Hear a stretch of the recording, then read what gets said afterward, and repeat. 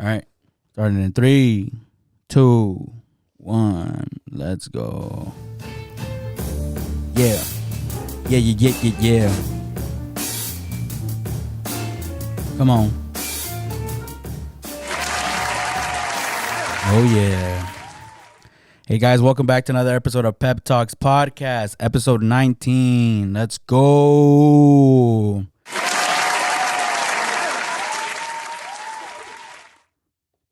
Thank you guys so much for joining us again. I'm really excited to be here with my boy Tony. Everybody say hi to Tony. Man, great guy. I've met you not too long ago, but we've made a really good connection over just talking, bro. I would say so. Chill. I would say the same. All right, man. So just introduce yourself real quick, just a little bit about who you are, what you're doing so far. Hey, guys. I'm Tony. You guys probably see me around town, doing whatever. But right now, I'm a student at Chat Tech. Trying to be a airplane engineer. Not airplane engineer. That's a little bit higher up than what I'm going for. But I'm trying to be a airplane mechanic, basically. And you probably see me at QT, giving out gas for free. Nah, I'm kidding. People always ask that, huh? Can you give out gas for free? Yeah, can you give out gas? Yeah, no, I'm not gonna get fired, bro. I barely know you. Right? No, that's cool, man. And a lot of people, to me, you're the chill guy right now. Like when everybody was posting that, I was like, that's Tony, because you've always just been chill, man. You've been a chill guy around. You just hang around, and you just learn to kind of just get around with everybody, huh? Oh, dude, you say that, but I'll be like way in my head, like, what do I say? So social anxiety be crazy sometimes. Yes, bro. And as you see, that's why we reconnect. And today is kind of based on what we feel like we've connected on, and it's about film. You could already tell it from the title. We're gonna talk about our favorite movies. This is what we kind of came up with for this episode. One thing that I really enjoyed about it was that a lot of people probably don't look that deep into it. I don't know if you could tell, like, when you started really looking into like movies and stuff. What made you really look into them? Well, really, I didn't really get into movies like that until I want to say I was 18. My friends, Edson and Albert, shout out to them. They put me on to a lot of good movies at the time. And at first, they were just showing me their favorite movies. And then at some point started looking for my own movies that I wanted to, get into. And I was doing my research here and there, like, oh, this movie looks interesting. This movie doesn't look that interesting. And there's one film that really hit me, that started maybe made me think about movies in a different way. And it's on the list. And I don't want to talk about it now, but I'll get more into it later. So yeah, on the list means that we actually came up with our top 5 films. We're gonna go through them one and one, and we're gonna go from our rated fifth, it's probably the least amount, to the first being our top favorite movie. And throughout that, we're gonna give you guys from our top films. We're gonna describe the synopsis of the film, give you guys at least 3 fun facts of either how it was shot or anything that you know about it. Maybe any Easter eggs that you like. We'll consider those. We're gonna do personal opinions now on why why would you even put it on that pedestal of top 5 movies. I think for something like that in art, that's kind of bold to put something into that category. It's very bold. Like, who are we to say these are our top 5 movies ever? Yeah, that is true too. But I feel like the directors and the actors take that risk that they have to be judged. You got to go through everybody. Yeah. I feel like that's what it is. That you got to accept that this is gonna be everybody, and not everybody's gonna like it. Or maybe they just don't care about anybody else's opinion. And they're just like, so. Hey, this is a good idea. I want to be part of it. Let's make some art. Right. And they do really good. And I think the 4th is going to be our favorite shot. Now, that's going to be either the scene or maybe just a shot that you remember and what it attracted to you. I think most of the time it's going to be a scene. Because mine is going to, most of mine are favorite scenes and why. Yeah. We also might be able to include our, on the top 5, any honorable mentions, or to me it would be sleeper film, something that you would recommend that's very low radar, maybe it's just something that got caught just for being top 6, or if it was top 10 you would have made it on there. Right. So that's gonna be the whole the la dinámica of what's gonna happen today. That's gonna be the whole set, and we're gonna get right into it. I think that's gonna be good. So this is us talking about film. This is all based on opinion. And also, if you guys feel like there's any spoiler alerts, fuck you, because a lot of these movies have been out.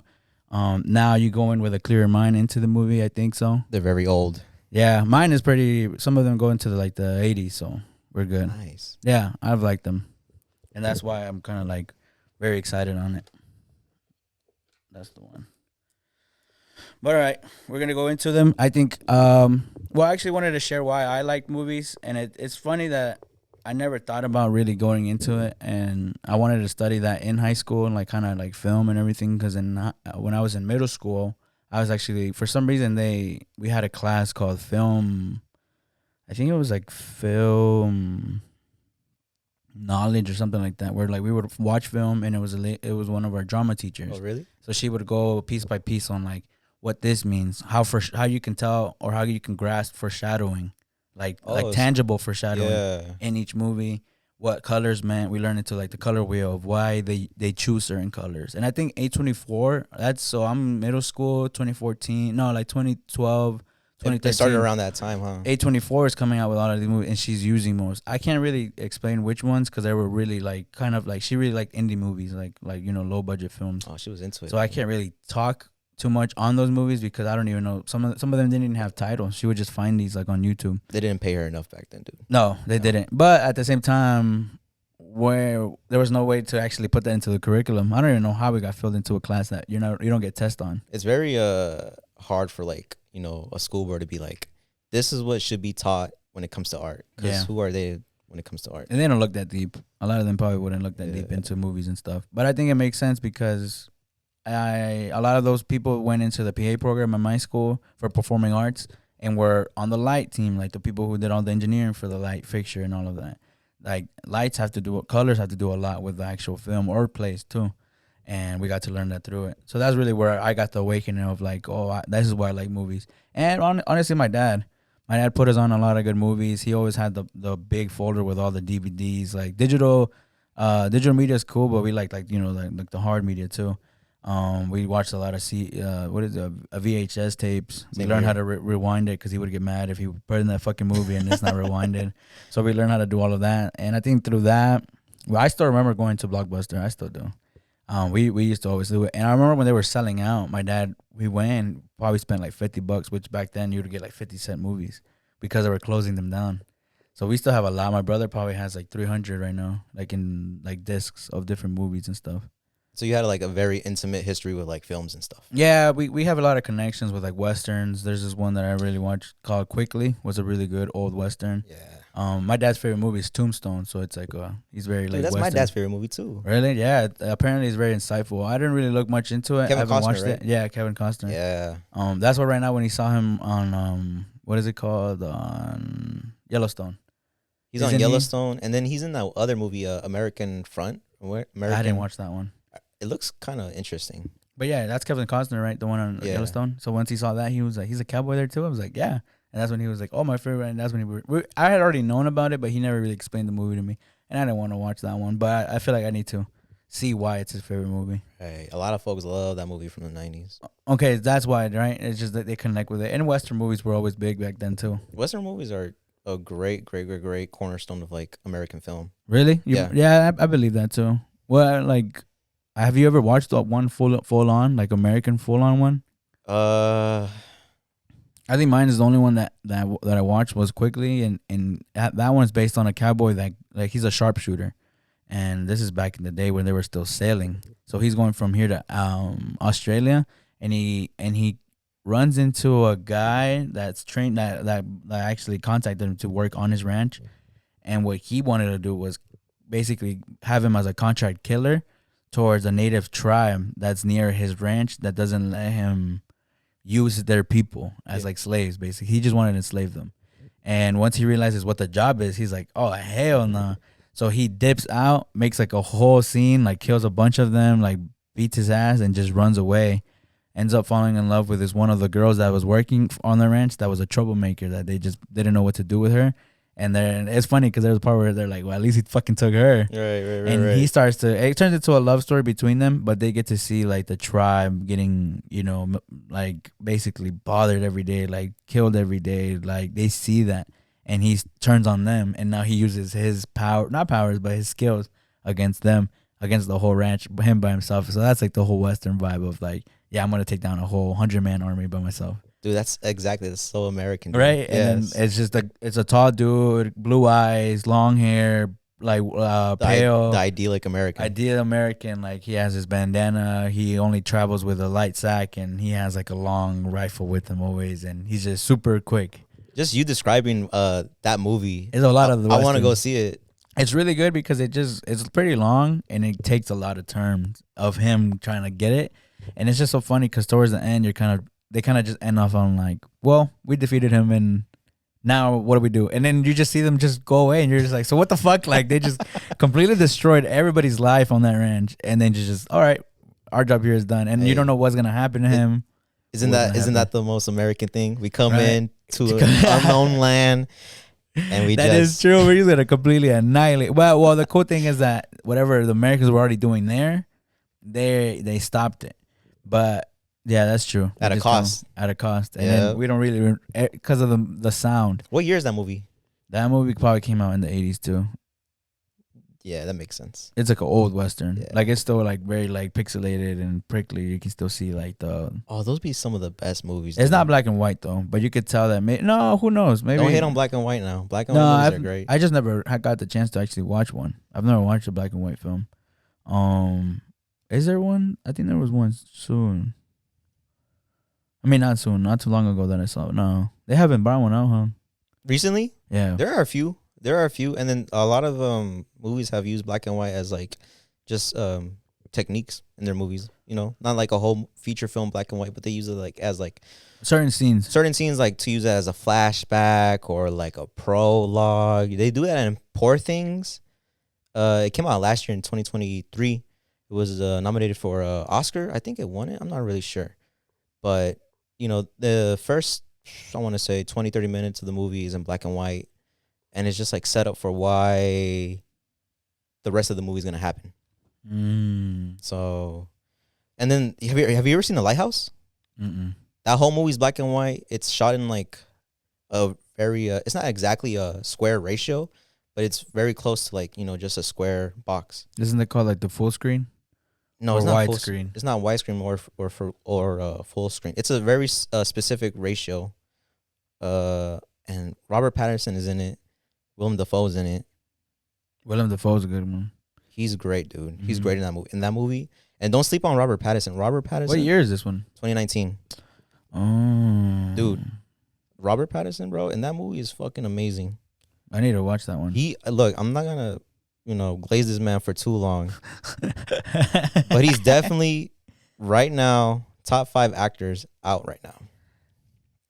It's just that a lot of people still remember him as the guy from Twilight. You know what I know him as? I like the movie he was in. Remember Me? You ever seen that one? The 9/11 one? Yeah, that one. The ending, you were like, oh, what the fuck? I completely forgot. That shit was out of that. nowhere, huh? Yeah, I think that's why I like it. You go watch a lot of his other movies, especially there's one movie I will recommend called Good Time, starring him. It's directed by the same guys who directed Uncut Gems. Have you seen that one? I've seen Uncut Gems. Who directed it? The Safdie brothers. The Safdie brothers. They just did somebody else's. No, they stopped directing after Uncut Gems. Really? They're going separate. Which other? Separate no, that's the brothers from the Stranger Things. They're doing a lot of shows right now. Okay. But what's their name again? The Safdie brothers. Safdie brothers. Safdie. I wonder why they stopped, huh? I guess they went into different creative directions. Into like more of like a different genre. One of them, I think one of them wanted to do more director stuff, and the other one wanted to do more acting stuff. Oh, he wanted to be an actual actor, and he's a good actor because in that movie he plays Robert Pattinson's brother, who's like a little mentally disabled. Okay. He's a good character, and Robert Pattinson. Oh my goodness, dude! Watch Good Time. 2017 came out. 2017, very slept on for sure. You wouldn't count that as a sleeper. Nah. Let's just leave it as a good tip. If you guys came in and watched this, come on. That one's for free. Game. That's free game right there. Free game. You won't get much of that, man. Nothing's free in this world. Cut the ad. Cut to the ad. Cut to the ad right now. Cut to the pay for the Patreon. Hey, I'm gonna start one soon. Hey, so let's get this started, man. We're gonna do top 5 films. Now this is gonna be your 5th one. Maybe it looks a little different on the board, you know? Yeah. My bad. I'm just thinking of like throwing like a crazy ass sleeper. Nah, you're fine. I think people to me, what I consider sleeper is like you look at the screen and you won't really know what you're looking at, you know? I think that's like it's some of these movies are very like they developed over the whole like course of the movie that you're just kind of like, where are they going with this? And I think to me that's what creates it. Like maybe that's why they don't get so like famous like mainstream media, because it takes too much to understand it. Sometimes people don't want that. A lot of the time when Like things dialogue movies, sorry. no, you're good. A lot of the times when things aren't digestible, it's hard for a lot of people to like, get into them. That's why like you see a lot of like cliche generic movies being consumed because they're just easy to watch. They're easy to watch, and that's a genre now on Netflix. It's literally called easy to watch movies. So that's like it's just something you can play. Probably that's what the people put on to fuck, when they say Netflix and chill. Most likely, yeah. And I mean, there's a place for that, but to just fully just watch that and that alone is kind of like, oh, well, I mean, you got to put your brain like, to work sometimes. I feel like in a way, when you get into art, it's supposed to challenge you. And it's supposed to be challenging to an extent. Because certain movies are deeper than what they are. And you have to like look into that to fully appreciate a film. Yeah, I believe that. And I can see what you're saying through, like, you got to understand, like, the person who wrote this maybe has a connection to it. And a lot of them are based on, like, development of their own and everything, too. That's exactly what I'm saying. Yeah. And I think that's why, like, people don't appreciate that anymore. Because a lot of these writers, they're good, but I just don't see anybody pushing the media anymore, pushing, like, what is normal, what's likable. Well, it's because what makes more money now. Yeah. And something what's easy or something hard. And it's easier to make. Yeah. We just got to, instead of paying for a good cast, you just pay for a good CGI. Yeah, exactly. It's a little cheaper even. Yeah. And now streaming and everything, the actors don't really get much of a boost anymore. Mm-hmm. So big actors don't really see the reason why, unless they're dishing out like millions to get them. Right. And even then, like, you wasted on an actor that maybe just doesn't want to do it anymore, and this is like their whatever films. I hate when they do that. I'm not saying that that's normal, but I've seen it happen. You're kind of like, you could have done that. I've seen that. Yeah, unfortunately, I've seen a few of those. You could have done that. Because have you ever gotten into a movie because like, oh, this actor's like really good, I want to watch it, and then you watch the movie and you're like, what the fuck did they just do? Yeah, or I do like that. I meet an actor or actress late in their career, and you look at the past things they did, and you're like, fuck. A lot of this was probably like, what do they call it? Like those embarrassing ones that you have to have it. Like they work Illuminati and stuff like that, where it's like humiliation. Oh, it's like stuff that they did just to like rise up in the industry. Yeah, there's this one movie that they have a lot. It's called Movie 43. I heard about that, and Bro, it's a lot of actors, a lot of big name actors, A-listers. That you look at the timeline when I think it was like in the early 2000s, and you look at a lot of these actors, and then you look at the movies that were brought out right after. Boom, boom, boom, boom. That makes them the names that they are today. And you think about that timeline, and then you're like, it just seems too easy for them. What a coincidence that I believe in, like, there's humiliation, like, tactics and stuff. Dude, that's at every single job, dude. Like, I give somebody, like, I'm going to just give this spoiler, like, this is a scene with Hugh Jackman. So imagine this is Hugh Jackman in 2000. I think the movie came out 2003 to 6. So it's still early 2000s. Where he's a guy who's on a date with a girl on a restaurant. He's also famous in that timeline. I don't know for what. And he has a nutsack coming out of his neck. It's crazy to look at. The girl's like almost throwing up. He has to act throughout the whole thing. Everybody besides her, that is not normal. They have to act like it is normal. And she's acting like, what the fuck? There's a point where like he's carrying a baby because his friends come up and he sits him on his lap and he's cradling him and the baby's getting hit with it. And you're just like, this. I don't think the Hugh Jackman today would want. And it's not a big film. It's that one, like, nobody. It didn't make millions. I don't think it wasn't like huge production either. Right. Besides the people who are in the skits, it's a very skit like driven movie. Yeah. I didn't even get to watch it because they just get super like, it's too sick for me. Yeah, those type of movies, like, you just kind of like, oh, this is just a waste of my time. It is, or like it's gonna affect me mentally. It feels like it, bro. Fuck, man. That one was pushing it. Yeah. That one was pushing it. But yeah, I think that's what probably like drives people to do like certain movies like that. That's like that's not what I mean by challenging either. Like, no, not at all. That's like, oh, dude, what? Like, it's kind of like disgusting. Yeah, that one is like you really wrote this to make people uncomfortable, and you really feel it. But there are good ways to do that. There are very good. No, but that's just uncomfortable. Like like me, you would want to turn it off. Oh yeah. Like movies, like to me, like movie 43, right? That's what it's called. Movie 43. Movies like that, you know, or movie 34. It's not a high production, right? I don't think it was. No, right? I mean, the skits were kind of crazy though to do. But you know, it's not like high class. No, it wasn't like. So it really wasn't. That the marketing wasn't there. I know that they didn't really. I think that's why it's like a humiliation film. It was trying to be like. It has to be out there and people will see it, like I did. Yeah. But it was never talked about like huge. Yeah. That's why people are like, I've heard of it, but like we've never. It's not really like popular to watch. It's not a Netflix thing. You really gotta go look for it to find it, and I think that's what they wanted. But enough of those films. We're gonna get to the films that really matter. Right. We're already deep. Well, it's only 21 minutes. People can watch that far. 21 minutes is a lot. We'll get into it, man. You want to start off first? Okay. I'll start off first. So this past week, I've been rewatching these films because I haven't been watching them because I've been busy with school. And I wrote them down in like order beforehand. But after watching these movies, I had to rearrange my order because some of these films, like, they still, like, they hit harder than before, and they get better over time the more I watch them.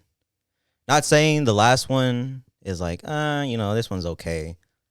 These are top 5. These are top 5 movies right here. And this is like, I had to think about it, but I stand on my choices. Yeah, I stand on my choices too, and, some of them, yeah, I'll say I enjoyed more than others, but that doesn't mean I didn't enjoy all of them.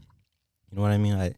Doesn't mean like one of them sucks or whatever. These are top 5 movies that I've watched in my lifetime.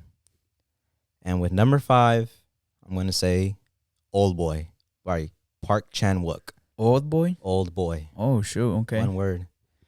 It's a 2003 movie. It's a Korean film. And it's about a man named Oh Dae-soo. He's kidnapped out of nowhere one night after like being drunk, and he's in prison for 15 years. And within those 15 years, he starts losing his mind.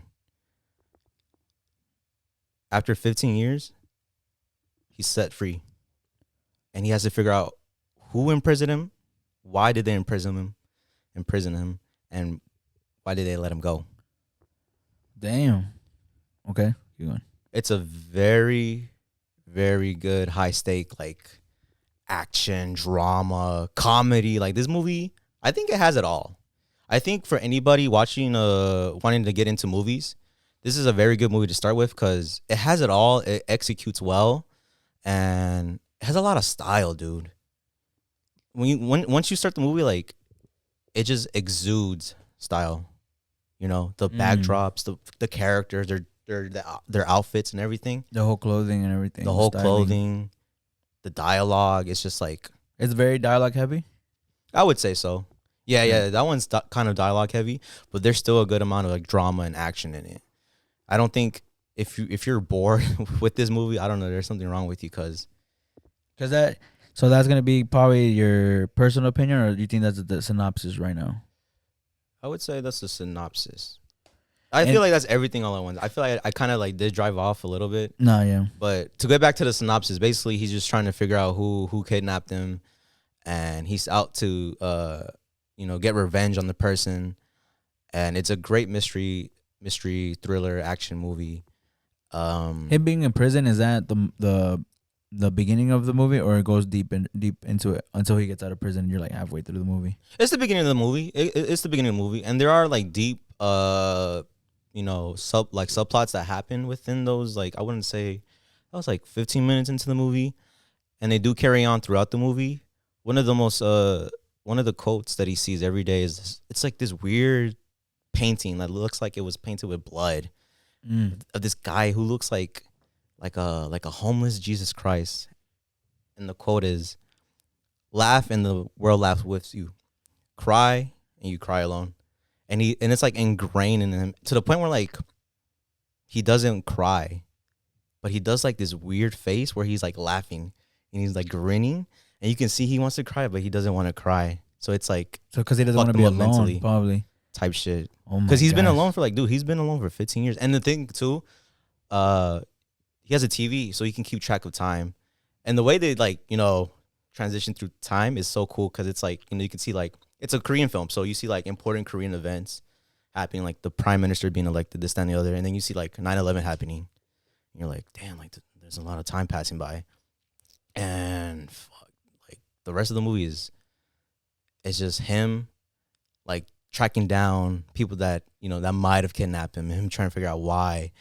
But at the same time, the villain is like another main character.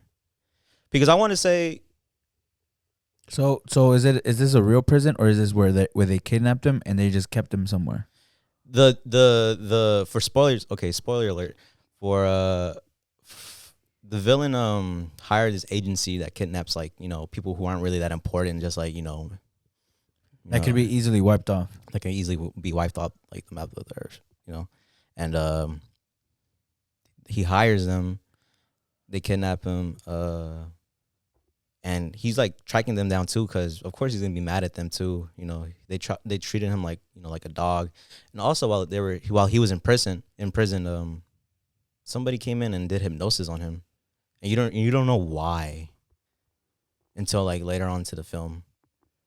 And he tracks them down, and in the meanwhile he meets this one girl who's like this naive young, like I don't know, like 18, 19, I want to say. She's really young. But she has a lot of, you know, she's quirky and she's like a cool character too. And I guess they fall in love at the same time. But meanwhile, she's helping him track down the person who kidnapped him. And turns out the villain wants to be caught, which is kind of weird. You know, usually when you kidnap somebody and you torture them, you don't want to, you know, unless like you're sadistic, you know, you're sadistic like that, which the villain is. The villain. Well, I mean that carries a lot of traits with like serial killers. Like they love the adrenaline of like somebody could actually catch me. I think that is their whole drive at a certain point. And the killer, I mean not the killer, but the kidnapper, he's not what you think. Because in your head, like you probably thought like some guy who's like angry at the world or like always wearing black and has a red room, and it's like this rich businessman who has like bodyguards all over. He's like the owner of like this big company. He lives in a penthouse. He has it all basically. Like he's like the man who has everything, and he dresses nice. He's not like, he's kind of playful with the dude, you know, with the main character, and he's just like the other side of like the same coin. of what it's just the opposite of what you would believe an actual villain is. That, but also I want to say like him and the main character, they both want revenge. There's a reason why the main villain kidnapped them in the first place, and that goes into the story beats, which is cool that I can get into. Like I can get into like why he gets, you know, kidnapped and all that. Yeah. Okay. So basically, in the movie, it turns out the main villain had a incestuous. Is that how you say it? Like an incest relationship with his sister. Okay. When they were younger, and the dude saw. Odae-soo, the main character, he saw that in like a classroom in the middle of summer, and he ran away and he told like his friend who told him like, don't say anything about this, by the way, just like keep it to yourself. And then dude just like tells everybody, and it spreads around, and the rumor spreads and spreads and spreads until the point where they're saying like, you know, she's pregnant by him, to the point where she believes it, and she thinks like she's pregnant. Even her period starts coming in late, and then she kills herself. She kills herself, and the main villain, which is her brother, is there, and he tries to stop it, but she does it anyways, and that's why he wants revenge. Oh my god! So he grows up, like basically believing that like, yeah, I just gotta find a way to get him. He gets lucky through being rich. But that's not even half of it. The whole reason why he went through this whole ordeal of like imprisoning him for 15 years is for him to like figure out why, not who, like who did this, who did that. Why did they do it? What did he tell? Well, no, why did he imprison? Why did the main villain imprison the main character? And it's like he's teasing him about it, and he gives him chances like to kill him. He's like, hey, you can kill me right now. There's like a scene where like he has a hammer to his head, and it's like, you can kill me right now, but you'll never know why. Why I did it. And that kind of eats at him. And it's there's multiple points in the movies where it's very subtle, but he has a chance like not go down the life path, the main character, to like not get his revenge, to just leave, live a normal life, get back into society. But the movie's just everything around him, like his whole motivation is revenge, and that's what the whole movie's about. And it's hard to get out of that mindset. So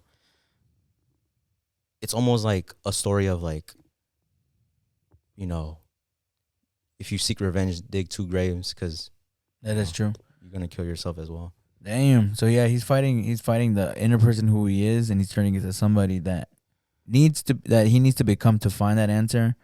But towards it, maybe he's kind of like, do I even really want to know? Because how much is costing him? Yeah, but at the end of the day, he goes ahead and plays into this dude's plan. So by the end of the movie, right, they have this big showdown. You know, he fights his bodyguards. You know, and also meanwhile, while he was in prison, he learned how to fight. You know, shadow boxing. So it might seem like it's out of nowhere that he knows how to fight, even though he's an average guy. But like, you know, think about it. What are you gonna do for 15 years? Yeah, that's true. But And that helps him throughout the film.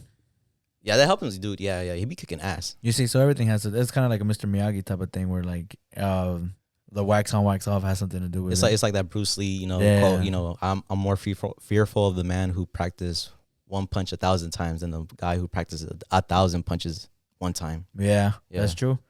That's crazy. And one of your, do you have any like personal opinions of why you like that movie so much? Like what it actually talked about? Like Well- why what it said to you? Well, basically, I feel like as a movie, as a film, it just has everything: comedy, suspense. The action is great. The characters are fun. They're like all over the place, but they have a lot of style. The sets and everything, their outfits are iconic. The shots, top tier. I feel like it's just overall a good film to start with if you want to get into films, and then you'll see like, oh, okay, you know, this is what separates, you know, the good from the bad. Mm-hmm. You know, it's just a very solid film, and I think it's just a lot, you know, just great overall. I love it. What's your favorite scene? There's one scene, right? There's a lot, dude. Like, dude, you go watch that movie and you probably seen like a bunch of these scenes inspired somewhere else. Oh, it's like because it's an early movie. Yeah, 2003. A lot of people, I think it was hard to find too back then, because last year they came out with like the 20-year anniversary, and before that it was just so hard to find like a good quality version of it, because it wasn't really distributed like that.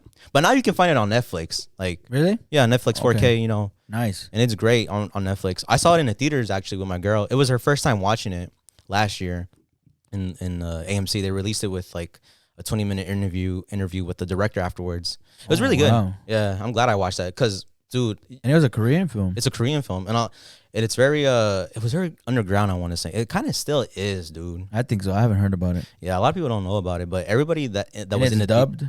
it's dubbed, yeah. Oh, No. okay. It's subbed. It has subtitles. It doesn't have any. So they do speak the whole time. They speak Korean. They speak Korean, and everybody in the theater, they were just enjoying it, because it was either people that love the film or people that were just getting put on by people who love the film. Oh, shoot. And there's already somebody there who's like, oh, yeah, this is super cool. And the other guys are kind of like, trying to figure it out. And nobody left when the interview came on, because people wanted to listen, like, why he made the film. I think that should be applied to every movie. Oh, dude, yes. I would stay and watch it. And I feel like there's really no way for you to, unless somebody records it and posts it. But besides that, like, you're really not giving anything up to the crowd anymore. We already watched the whole movie. Now we just want to understand it. And I feel like that would give people more insight of what to look for in their next movie that they watch. How can you dissect it a little bit? And how could we have a conversation about it? Exactly. Rather than just being like, it's a good movie. Why? Basically, because it just kept you entertained. That's the most unfortunate thing about art in general, music, movies, shows, whatever. Like, a lot of people haven't been taught how to view art. You know, you think about school, you probably just like, you know, looked at classical paintings like Picasso's or whatever, or like the Renaissance paintings or whatever, and you're just like, oh, write an essay about what the color blue means in this painting. And a lot of people hated that, and they're like, oh, you know, the shades are blue. That means she's sad. This movie's stupid. Like, I don't know, nothing's ever. They would just be like, I don't know. Yeah. That or they don't know, and they kind of. Then again, we can go into like interest. Like, everybody has different views of what they find interesting too. But that's the thing too. You're not really taught how to talk about art, and a lot of people get into different views, and then they can't really explain why something's good. They can't explain why they don't like something. They just say like, I don't know. I've heard that a lot more recently. Like, I don't know why, I just don't like that, or I don't like this. They can't articulate what to like really like look into. And it's not their fault either, Yeah, that's true. We weren't taught like, hey, explain why you don't like this in your exact words, because it's even now, at our level of appreciation of like movies and music, it's still hard to talk about why we love these films, because you're gonna go into your top 5 and you're gonna like talk about these scenes that mean something to the director and why he made it like that, right? But then there's going to be like an emotion involved with these movies that you can't explain. And when you try to explain it, it's like you're going to stumble your way through, at least for me. Because a lot of it, I can't explain the movie and how it impacted me without like me sitting you down and be like, this is a scene where I feel da-da-da-da-da. This is a scene where I thought da-da-da-da-da, because of what the director thought to put in the shot, everything. And, I guess before this, I was kind of nervous because I was afraid to talk about a movie and then not really explain it well, and kind of just like, fumble my way through these discussions. But I think so far that's good for the first one. Yeah. I think on the other ones you'll be able to know what more you want to do. But Yeah. I think so far I want to watch it. Lost Boy? Old Boy, Boy. the 2003 version, the Korean version, because there is a 2013 version, dog shit. Okay. You know who directed it? Who? Spike Lee. That's crazy though. Why would he make dog shit, right? He's a great director. I don't know why. You miss him. You miss him and you win some. Ain't it? Damn. So that's your top 5, starting from 5 to going all the way to That's top. my number 5. It was my number 3 initially, but I watched the rest of the films and, That's a crazy thing. With mine, I've actually watched them enough that I didn't need to watch them. Now on the fun facts of like what it was, like like how you said, like production wise, maybe on a couple of them I may be off a little bit, but I really do understand the morale of like what the movie brought out to be. Well, if anything, I'll go into mine. I'll go into my top 5. So my 5th one, starting at number 5, that's where we're gonna start off at, is Wolf of Wall Street. Oh, that movie is great. Yeah, so we got Martin Scorsese. This is the first time that we see Jonah Hill working with them. He's at this point in time, this is 2017, so he's 2014. This one's 24, my bad. That's one of my fun facts. I'm going to start with that one just because to me it speaks a lot about doing shit without like high risk, little reward. He actually took this with what's the writers? The Saga. It's a committee for the one that the writers work for and the actors work for. Yeah. The SAG, whatever I forgot what the organization is called. Their minimum, I think, at that point in time was $60,000 for the movie, and he took that just because he wanted to work with Scorsese so bad. And I think that speaks a lot about what this movie really meant to people before it even came out, and that's why I love it. It's not a breakthrough movie because I feel like there was other movies that kind of, for a biopic, maybe didn't go that far into it because it's a very long movie. That's one thing that I can sit through a whole movie like that, especially if it's that good. Especially that movie. That movie is so like it explodes life. You know what I mean? It does, and I think that's why it pushes a lot of limits. One of the second interesting facts, and I hate to look like the horny guy, but I like that Margot Robbie. This is the first time that you really get to meet who Margot Robbie is before the biggest movies after go into it. There's a guy on YouTube who talks about what it meant to have Margot Robbie into that and why it's so even like it was gonna push limits because of putting such a big production value onto a star that was barely breaking through was kind of a risk because like obviously you don't know if people are gonna be attracted to it. Obviously everybody loves Margot Robbie, she's beautiful, and so that scene where she's nude, she actually told all of her friends and family that it had to be CGI and touched up, so it wasn't really her. And I think they mentioned that like she took like a couple shots just to really feel like she can do it, because they wanted her to do it with a robe on. He was like, you could do it with a robe on. It'll still leave a lot of mystery. And to her, she looked into the character to the point where she was like, her actual value and the way that he describes her, that's Jordan Belfort in the movie, it talks a lot about her vanity, like her looks. So she was like, her actual like currency is her body. And this is the point where she shows him what he's getting by leaving his family. This is the prize. And the way that she comes in, the lighting and everything, that's what she wanted to show. So she was like, she has to be naked. She took that decision. And this is like, obviously, like again, like this is the first time she's coming on as like the A-list, like the top celebrity that's coming out of it, and now being our leading role. That's some good insight to her character. Yeah, and I like that she said that. Like she herself was like, no, like I think she needs to be like naked, because that's how we have to perceive her. We really have to see her. He calls her that, like my Duchess, you know. Like he kind of expresses like his whole desire for her, and most of it is very lustful.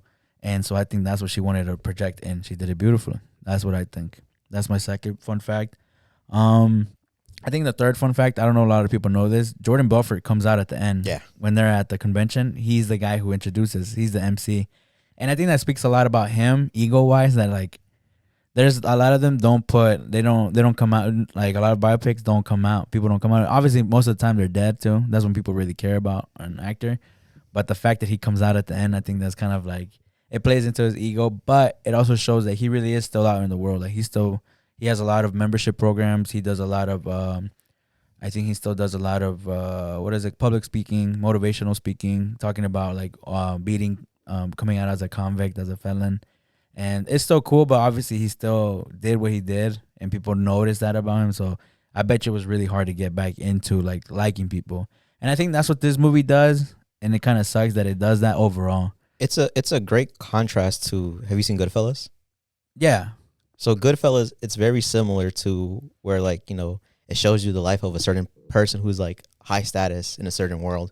For Goodfellas, it was like this mafia member who had it all, and he was living the life of a mafia member. And for Wolf of Wall Street, it was a stockbroker, you know, and it was even more extravagant, more overall, you know. But at the end, they both end very similar, but with different endings. So at the end of Goodfellas, he gets locked up.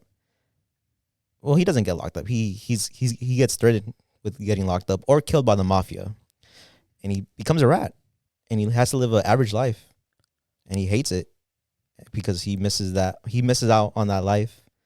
He can't have it anymore because, you know, the government took it away from him. That's his punishment. But at the end of Wolf of Wall Street, he's kind of doing okay for himself. Yeah, and that's what it shows, that like he overcomes that, even though he kind of was he was put out as a guy who took advantage of everybody. People got to see him. The guy himself even appeared in the movie, like you said.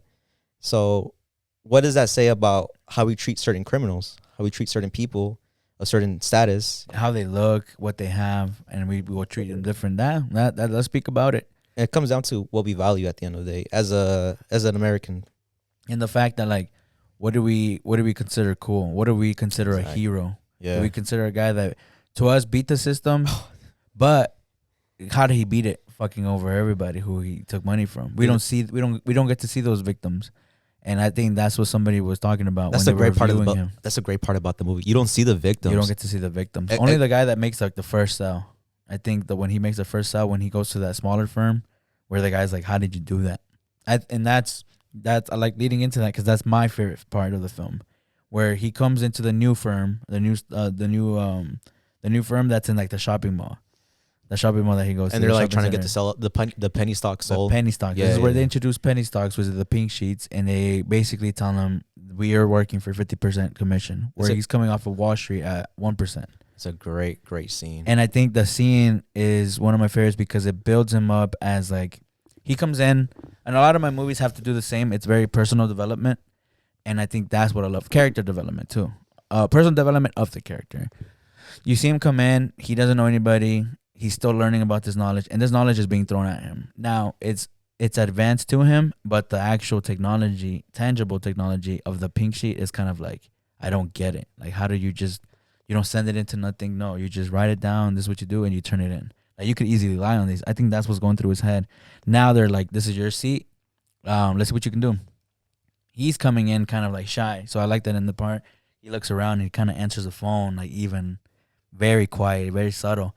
But as he starts to speak, he kind of rises up and he's like, we can talk about huge stocks. This is going to be booming. He kind of starts building into it, and he notices that people start looking at it. And that's when you see him kind of bring down a little bit. When he finally makes the sell, he stops it. And when everybody's clapping, he takes it as like, fuck it. And I think to me, that's when you see him, boom.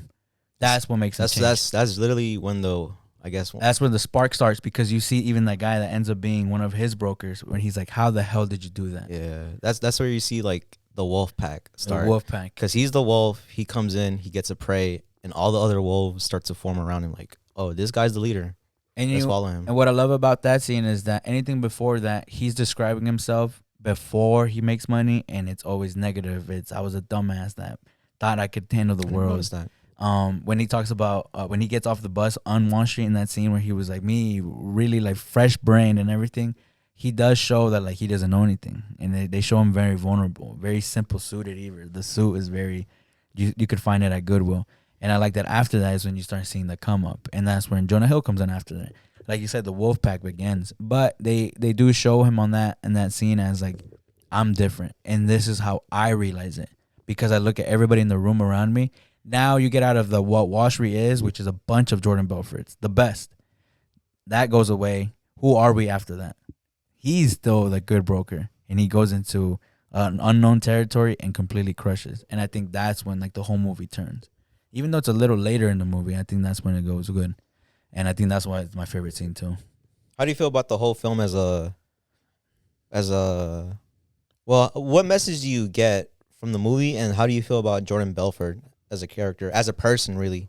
So the reason why this is my personal opinion on the movie and why I loved it, and I think it's because it's the way it was shot was very fast paced. It brings you in and out of timelines, and I think Scorsese does that a lot too. He's great at editing. As well as like Quentin Tarantino, like one of my favorite ones. The way that they bring you into what they need you to know, and as soon as they don't need you to know anything else, boom, that's when they cut you back in and you go back in. That's why I love like the scenes where, I think there's a part where he's talking about this girl who, like, she comes in like asking, who's this girl? Who's this? You were saying her name like while you were sleeping. Oh yeah. And he's like, who the fuck am I thinking? And they go back and he's like fucking the girl and everything, and he's like, nah, you're lying. Like, you can see it, and that's all we needed you to see because it did happen. But now we're gonna get to see how he lies. Yeah. And again, it builds into him just being now you're adding more to the list. So now you're psychological, like, what is those liars? Those psychological liars, something like that. Like, something it's like just that. like a gaslighter at this point. Yeah. Even knowing that you're like in a the manipulator. Manipulation. Basically, the synopsis of the movie is you're following the come up and the breakdown of Jordan Belfort being played as it's Jordan Belfort being played as backwards. Leonardo DiCaprio being played as he's playing the role of Jordan Belfort. You have Jonah Hill, one of his brokers. John Berthal. The cast is amazing. Margot Robbie. You got Matthew McConaughey coming in just to do like just a little bit, like a little bit, and that's one more good film. So I have one more because I think the second one was Margot Robbie. That thing, he did it before anything. He always had done it before. Leo saw him do it, and he said, "You need to put that in there." Oh, like he himself would like. He was doing it while they were practicing. So he was sitting down. He's like, "I hadn't seen Leo yet. He hadn't came in yet. We didn't have no reason to because apparently they shot that one before they shot anything else." That man had a great run. He had a great run in the early 2010s. Yeah, and he talks about that. Which one? Who are you talking about? Matthew McConaughey. Yeah, I just heard a podcast about that. That like, they were explaining him how he got into because I think beforehand he had been in a lot of rom-coms. That's what he was known for. Yeah. He was known for the rom-com guy, and that's why again you're breaking through. This is one of his first characters that was a serious guy. You also see a lot of personal in him. This is the first character that he puts a lot of personal shit. Where like the whistle, that lisp that he has, that's its actual whistle through his teeth that he whistles when he's talking. And he involved it into his character. Even it's so small, he already added so much to it. A lot of personal shit that's him. So it just shows him that he really is a cool guy. Just because, again, we're not trying to glaze. But that's like my third favorite fact about just the fact that some movement like that, a lot of people can connect. Literally what you just did when I said Wolf of I'll Wall never Street, forget that. people are like, mm-hmm. And that's his routine. That was his routine before any movie. Yeah. They just caught him in the act. And that's a cool thing that a lot of this stuff in this movie had a very broad idea, but since it was so broad, a lot of it was improvised. And Martin Scorsese says that a lot. He's not afraid. He's like, most of my things were just how I'm going to capture it. But a lot of it was based on what the actor felt needed to be portrayed. It definitely adds to like that stockbroker, bro, frat guy feeling like, that's some shit they would do. That's what he said. As a football player back in the day. And then they got into, business school or some shit. And that's how you see the foreshadowing of what his wolf pack becomes. He creates a lion that's their front. That's what makes them feel so bold and so big as a firm, that we have this lion that was carved into the rocks and everything. And so that's why I enjoy that film, because they use a lot of like small clues of what you should be feeling at this point.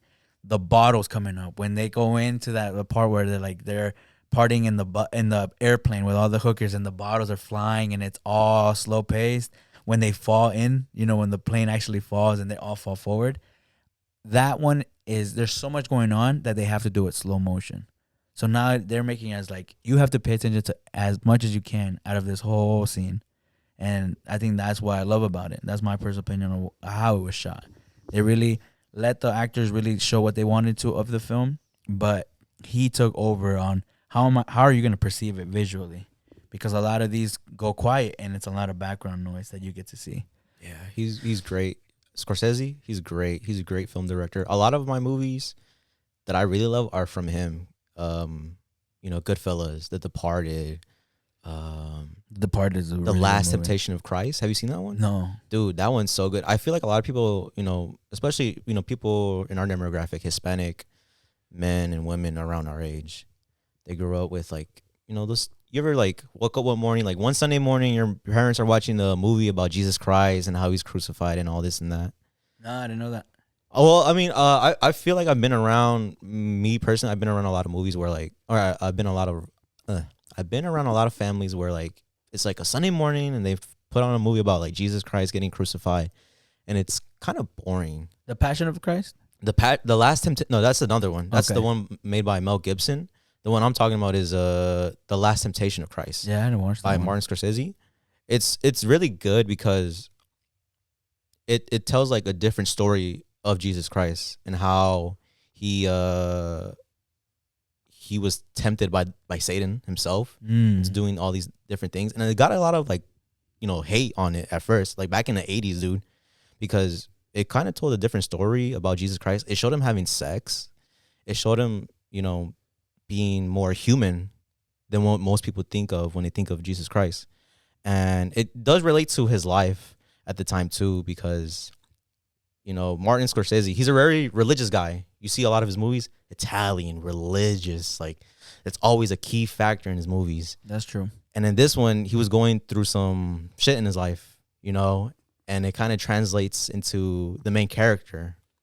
And it's very good, very powerful. I think, if you had to watch like a religious film, that one would be it. Last Temptation of Christ by Martin Scorsese. Christ, another one. And that's something like you wouldn't probably expect from him, because a lot of his films, it's always like gangster movies or cops and stuff. That is true. But that movie, a lot of his You good could movies consider are, it even easier to watch than that, probably. Maybe he learned that like I can only show a certain much of my interest through these movies. Yeah, exactly. Yeah. Maybe tone it down. Maybe that's what he saw it as. What do you Damn. mean? Like how you explain that movie to now what he does now. He learned that he can display the movie in a much different light than what that movie probably did. And maybe a lot of people didn't really were attracted to that movie. I still feel like I feel like as a director for him, he still doesn't really care. He pushes the limits. That's true too. I like the way you looked at that. Did you watch his new one, Killers of the Flower Moon? No. That movie, dude, you gotta watch it. I think that's the one that I've seen that was like pretty cool. No, that one's really good. I haven't watched it. It came out this year, right? Last year. Last year. No, I didn't get to watch that one. The last one that I watched from him was the Irishman. Irishman. Yeah, Yeah. that's the one that's the last. That one's one. really good too. Both of them are really good because they're like, later in his career, and it's really interesting to see what artists do later in their career, because it's like, okay, well, I already did this. What can I do at this age? What have I learned? And those movies kind of like deconstruct all his other movies, and they kind of like shed a different light to them. I feel like if you watch Killers of the Flower Moon, you'll look at his other movies like, I probably shouldn't be celebrating this, like as much, yeah. And that's the thing, like he's good at putting light instead of like showing how dark everything is. It's very versatile. Most of the directors that came out of that era that are still kicking today, they still show that. He's old, dude, and his early movies are great. Yeah, I need to get more into those. I've gone deeper into older movies, but they're just hard to find sometimes. That's a different thing for me. Yeah, no, they definitely are, and I feel like you kind of had to do your research, challenge yourself. That's what it is. Earlier. All right, bro. So you're gonna go for number 4 for you. That's perfect because number 4 is also another Martin Scorsese movie. Okay. And it's Casino, released in 1995. Yes. This is go ahead. That movie is just so fun. That movie is just fun as fuck. I feel like you could put it on, sit down at any place in the movie, and you're like, oh shit, let me watch the rest of it. And let me rewind it actually, because I want to watch the whole movie. Movie's just fucking great. Yeah, that's Joe Pesci and Joe Pesci, Robert De Niro, Sharon Stone. She's amazing in it. Beautiful. She's amazing in it. Just a whole bunch of other famous actors that you've probably seen in different shows, movies, especially like in the mafia genre. But basically, the synopsis for this movie is a mafia member or a friend of the mafia is working for them in Las Vegas to run a casino. And he gets caught up in the life of being a top guy surrounded by other mafia members, and also dealing with his love life, who he has with Sharon Stone. Have you seen the movie? I haven't watched it in a while, so this is great for me. That movie, if you want to talk about like, shots and everything, it's just the way it's edited, the way it's put together. It's fucking amazing. You're just like in a different world. Like the scene that catches my attention is when Robert De Niro is talking to Joe Pesci on the phone, and he's like, he told me to leave. He told me to fuck off. And he's like, he told you to what? And he calls the guy, like, oh man, and he's like, don't you fucking ever do it. And he turns around and he's like, all right, you're good. Dude, yes. They speak a whole different language from like the average citizen. And it's like, at first, when you watch the movie at first, if it's like your first time watching a mafia movie, you're not really gonna get what they're saying, even though they're talking in like perfect English, because they speak in code most of the time. They have a lot of lingo, yeah, a lot of like. Martin Scorsese does an excellent job at showing that and executing it, and he does an excellent job to show like how otherworldly Las Vegas is, but also it's like a paradise in hell. Yeah, because in the beginning they talk about how, the desert is where you hide the bodies. But you can't see the desert in the middle of the night with all the Las Vegas lights shining. Oh. So it's kind of like, this city seems cool and like heaven. There's like an underbelly to it. And then they get into it. They just get into it. They get into how the mafia bosses from another state fund the money for the casinos, and how it's like a perpetual machine, and how they keep getting money. They just skim money from the winnings and stuff, and they just get paid. And then it gets into the characters and who they are. The main character, Sam Ace Rothstein, he's so analytical. He's like the guy that you go for bets. Played by Robert De Niro. Nice. Great actor, phenomenal, top 5 ever. And he's been big in any time frame. Even when he started. He was a breakthrough actor, great. They'll underuse him nowadays, but he's amazing now. I mean, he solidified his position as top 5 actors for sure. And he has range. He's gone to like regular like funny comedy. He's funny as fuck too. To going into like really Meet the serious Fockers. range. Meet the Fockers. Or I was thinking about what's the one with the grandpa where he's a grandpa? Dirty too? Grandpa. Dirty Grandpa. Yeah, that one's pretty funny. You could tell that like he just did that for a bag, but he still did good. Yeah, he did that for fun too. Like sometimes, bro, some actors want to have some fun. You ever seen The Intern? I heard that one's great. Where he's him and Anne Hathaway. Anne Hathaway. He becomes Anne Hathaway's and basically like assistant. He comes in as an intern into like a startup that turned it really, really good, but it's very fast forward in technology. And he's coming in as like a retired like 65-year-old guy. I saw somebody, I guess, tweet about that, not on Twitter, but on Blue Sky. Have you heard of it? Mm-mm. It's like a new social media. But I saw somebody talk about that movie on there, and I was like, okay, maybe I'll give it a try one day. It's pretty cool. I mean, obviously, it has a lot of dumb stuff about it. Like they kind of a lot of the scenes get let go of by the character. Anders Holmes, he's good. He played on the Workaholics. He's the boyfriend. But even they talk about it where they're like he on his podcast that he talks about it. He's like, I didn't really know what I was doing. They were putting me more as like a more serious guy, and I read it more into like a comedy. And I feel like that's where it takes a turn into comedic turn. Right. But let's go back into it. We're getting too deep into Yeah. All right, so Casino, and we're talking about Robert De Niro's character. I feel like it's good to talk about the context of the film as well. This is what a few years after Goodfellas. Okay, the Goodfellas came out in like 92 or something. So and Casino came out in 95. And this movie definitely feels like he's expressing what it feels like to ride that wave of success and how it feels to be the top guy. Okay. And the troubles that come with it and how hard it is to manage everything and how much of a risk it is to gamble on a certain, project, the whole movie, you watch the whole movie, you got to think about it like these characters are gambling. They're gambling something. So, and it doesn't have to do with poker chips at all. It's just okay. I like that. It's like personal shit that they're going through. So, for example, remember Sharon Stone? I forget her name. How the fuck did I forget her name? I hate her character so much, but this rewatch recently, I sympathize with her because her character, she basically like this, like I want to say escort. I want to say that escorts these big dogs. The people that bet big and have a lot of money and shit. And Ace Rothstein falls in love with her, but her history, she was groomed by this other dude who's like kind of a sleazebag, and she gets married to Ace Rothstein, but in the back of her mind, she's still dealing with this sleazebag. And there's a scene where like they're at their wedding, and she's crying on the phone to the other guy, the sleazebag, played by James Woods, by the way. He's a great actor in that movie, great actor.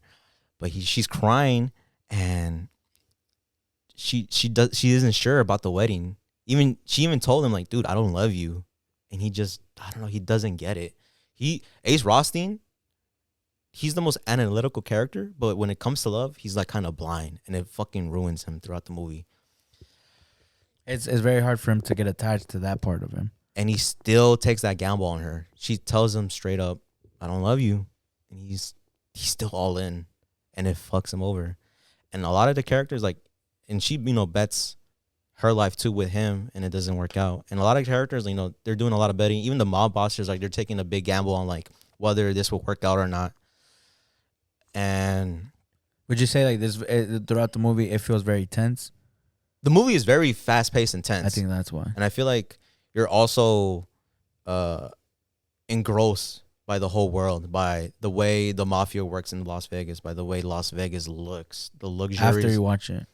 During you're just like, wow, this man Ace has like a clean ass outfit. He kind of like dresses differently. He has like some flamboyant outfits throughout the movie, and you're just like watching him deal with his side of the mob.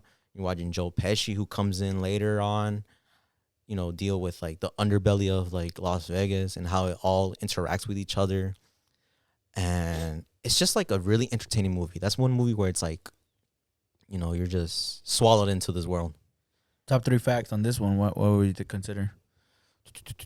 Was that your synopsis or your personal opinion? It could be both, honestly. I like that. Yeah. I like how you like tied into. I like the fact that you used gamble a lot, because that's really what it really wants to portray. Like, it's just what it feels like to gamble, not only through like the table. Oh, and this is another thing too that I just saw in my notes. Like, a lot of the time, like throughout the movie, they're narrating each other's thoughts. Like, they're narrating like, she took the money, but I know she pocketed it. But he's still like, it's like, playing poker. There's some information that you do know, and there's some information that you don't know. And you're just riding on what you know. Exactly. And there's scenes where like it's the movie tells you as the audience, like, hey, this is what's happening.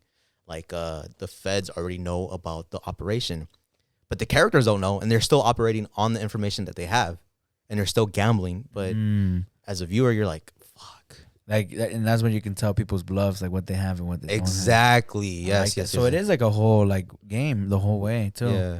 Oh, that's a good way to look at it. So yeah, when you guys look at this movie, also think about like what it means to like be in those dangerous situations and the risk you take. At the end of the movie, it just the message is so I don't know, it's so poignant. Like by the end of it, you know, they're in court, and the mob bosses are talking like in the back of the courthouse, and they're like deciding whether or not to kill this guy because he might snitch, and they're all like, you know what, he's been solid, you know, he's great, and like the other dude's like, you know what, I don't really mind him, you know, he's been great with us, and the last mob boss is like, why take a chance? And they kill him. Because at that point, they don't want to take no more gambles. They want a solid, laid out plan. No funny business. Damn. No, but I mean, again, we said if it feels like a spoiler alert, fuck you. These movies are movies are old. And also, like, if you feel like this is way too late into it, but go watch these movies as we talk about them. Hit pause and then go watch them and then come back. That'd be good, actually. I mean, this is already going to go for a while. We're already in an hour right now, and we're at our 4th movies each. This is that's what it is. Now, what is like one of your favorite scenes? Okay, one of my favorite scenes. There's a couple. I really like the scene where, like, you know, Joe Pesci, his character Nicky, is doing wet work for the mob family, right? And there's this other dude who's like causing trouble, and they're trying to figure out who it is and where he's at, and they get one of the opposing mobs, like henchmen, you know what I mean? They take him to the back of like this, I don't know where it's at. It's like this factory where nobody goes to. It has like broken slots and everything. And they put his head in a vice. Dude, that's one of the most intense scenes in the movie. Like, it sticks with you because like the mafia is like, you know, fucking crazy. They be doing some crazy shit, dude. Especially back then. And with what they had, they made the most of what they had. And the fact that it was so hard for you to get caught because there was just no technology to really look into that stuff. That, and also they were so ingrained with like the community, you know, not just with the mafia community, but they were just so ingrained where they could look, you know, cops could look the other way and all that. But that scene is just so intense because it's just like, it's what the movie's about, you know. It's, you know, these like fast talking, loud characters that are like witty. And the way like Joe Pesci plays out that scene is so funny to me because it's like he literally puts his head in a vice and he's like, don't make me be the bad guy in the middle of the movie. And it's like, bro, you already are the bad guy. Damn. And yeah, so you see that he truly believes that what he's doing is his right thing. Yeah. And you see how lost they are. You do see that whenever like in a lot of these mob movies, they do fucked up shit and still the movie tries to lighten the character. Yeah. Instead of showing how really like serious these things are. Because maybe we don't feel it. It's a movie. The narration also adds to that for sure. That you kind of already get into their heads and how they think, and you see their actions play out. Another one of my favorite scenes, probably like the most iconic scene from the movie. Well, it's probably not, but there's a lot of iconic scenes from the movie. My favorite scene though is when they're out in the desert and you see like Joe Pesci's character like drive his car towards Robert De Niro's character, and you just see Robert De Niro's glasses, and you see the car run across his glasses, and I'm like, damn, that scene is so fucking clean, dude. It's just like, you know, that it's just so stylish. It's so fucking clean. I can't really describe it. You know, you kind of got to see it for yourself. And at that point in the movie, it's just like, damn, they're still doing clean shit. And when you see that part, you're gonna be like, Tony was right. That yeah. was nice. I'm gonna watch that movie again. That's one of the movies that I haven't watched in a while, and I've heard about it twice this year. That somebody talks about it. Definitely watch it again, dude. Good one, man. Casino, man. Y'all go watch that one. What do you know where that one might be available on? Where did I bought it? It's like on sale on Prime, but I think you could probably watch it on. I think I saw it on Netflix. I'm not sure. Maybe you could watch it on Netflix, but some of these movies, you know, go find them yourself. Nah, I'm kidding. Right. No, okay. I think that's all. We went through all of them with that number 4. Yeah, that was my synopsis, your personal opinion. All right, we're moving to my number 4 then, I guess. We'll get on with the show. So my number 4 is coming on as, to me, as one of the movies that got me into Tarantino. And it seems late, but I'm telling you, bro, like I wasn't really much of like a movie guy until you see why am I so like driven to this movie. And this is Django Unchained, This is 2012, Mr. Quentin Tarantino. I love that movie. We have basically it is. What is I forgot the actual fucking guy's name because I just see him as Jamie Foxx? No, I see it as Jamie Foxx, but I forgot what they call him. Django. No. The other guy, the doctor. Oh, the actor's name is Christopher Waltz, right? Christopher Waltz, and he's a doctor. It's some German name, dude. I don't blame you. That's where I'm gonna go actually on this one, and that's where we learn Dr. King Schultz. King Schultz. And then we have Django being played by Jamie Foxx. We actually see Quentin Tarantino in the movie towards the What's like the movie climax. about though? So the movie is going with where Django. We meet Django as when the movie starts. We meet him as you kind of see them walking through the woods.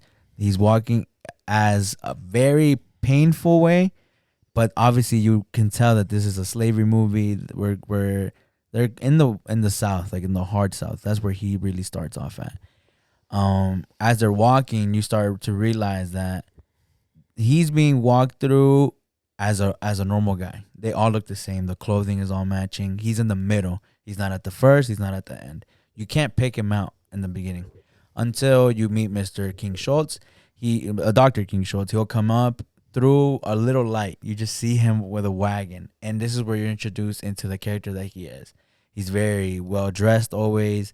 Everything that is him is very calculated. He's very thoughtful of what he's doing. Even his horse, when you introduce him, the horse will bow down to them, showing that like he's gone so far as to training his horse to be as a high standard as he is. You see that he's very organized. He comes through with an actual like dentistry cart. So you're like, wow, this guy really is about his stuff. He introduces himself as a doctor, right? Later, like, really, really quick, you realize who he is, and he becomes out as a bounty hunter. That's when he starts to come out into explaining to the slave owners, I need to find this guy. I need this guy. And is he in between any of these guys? He finds him. He's like, I need to take him with him. They're like, you can't. He basically frees him by killing his first slave owners that we meet, the ones that were his current slave owners at that time. So he knows that he worked on a farm, and that's the bounty that is currently his.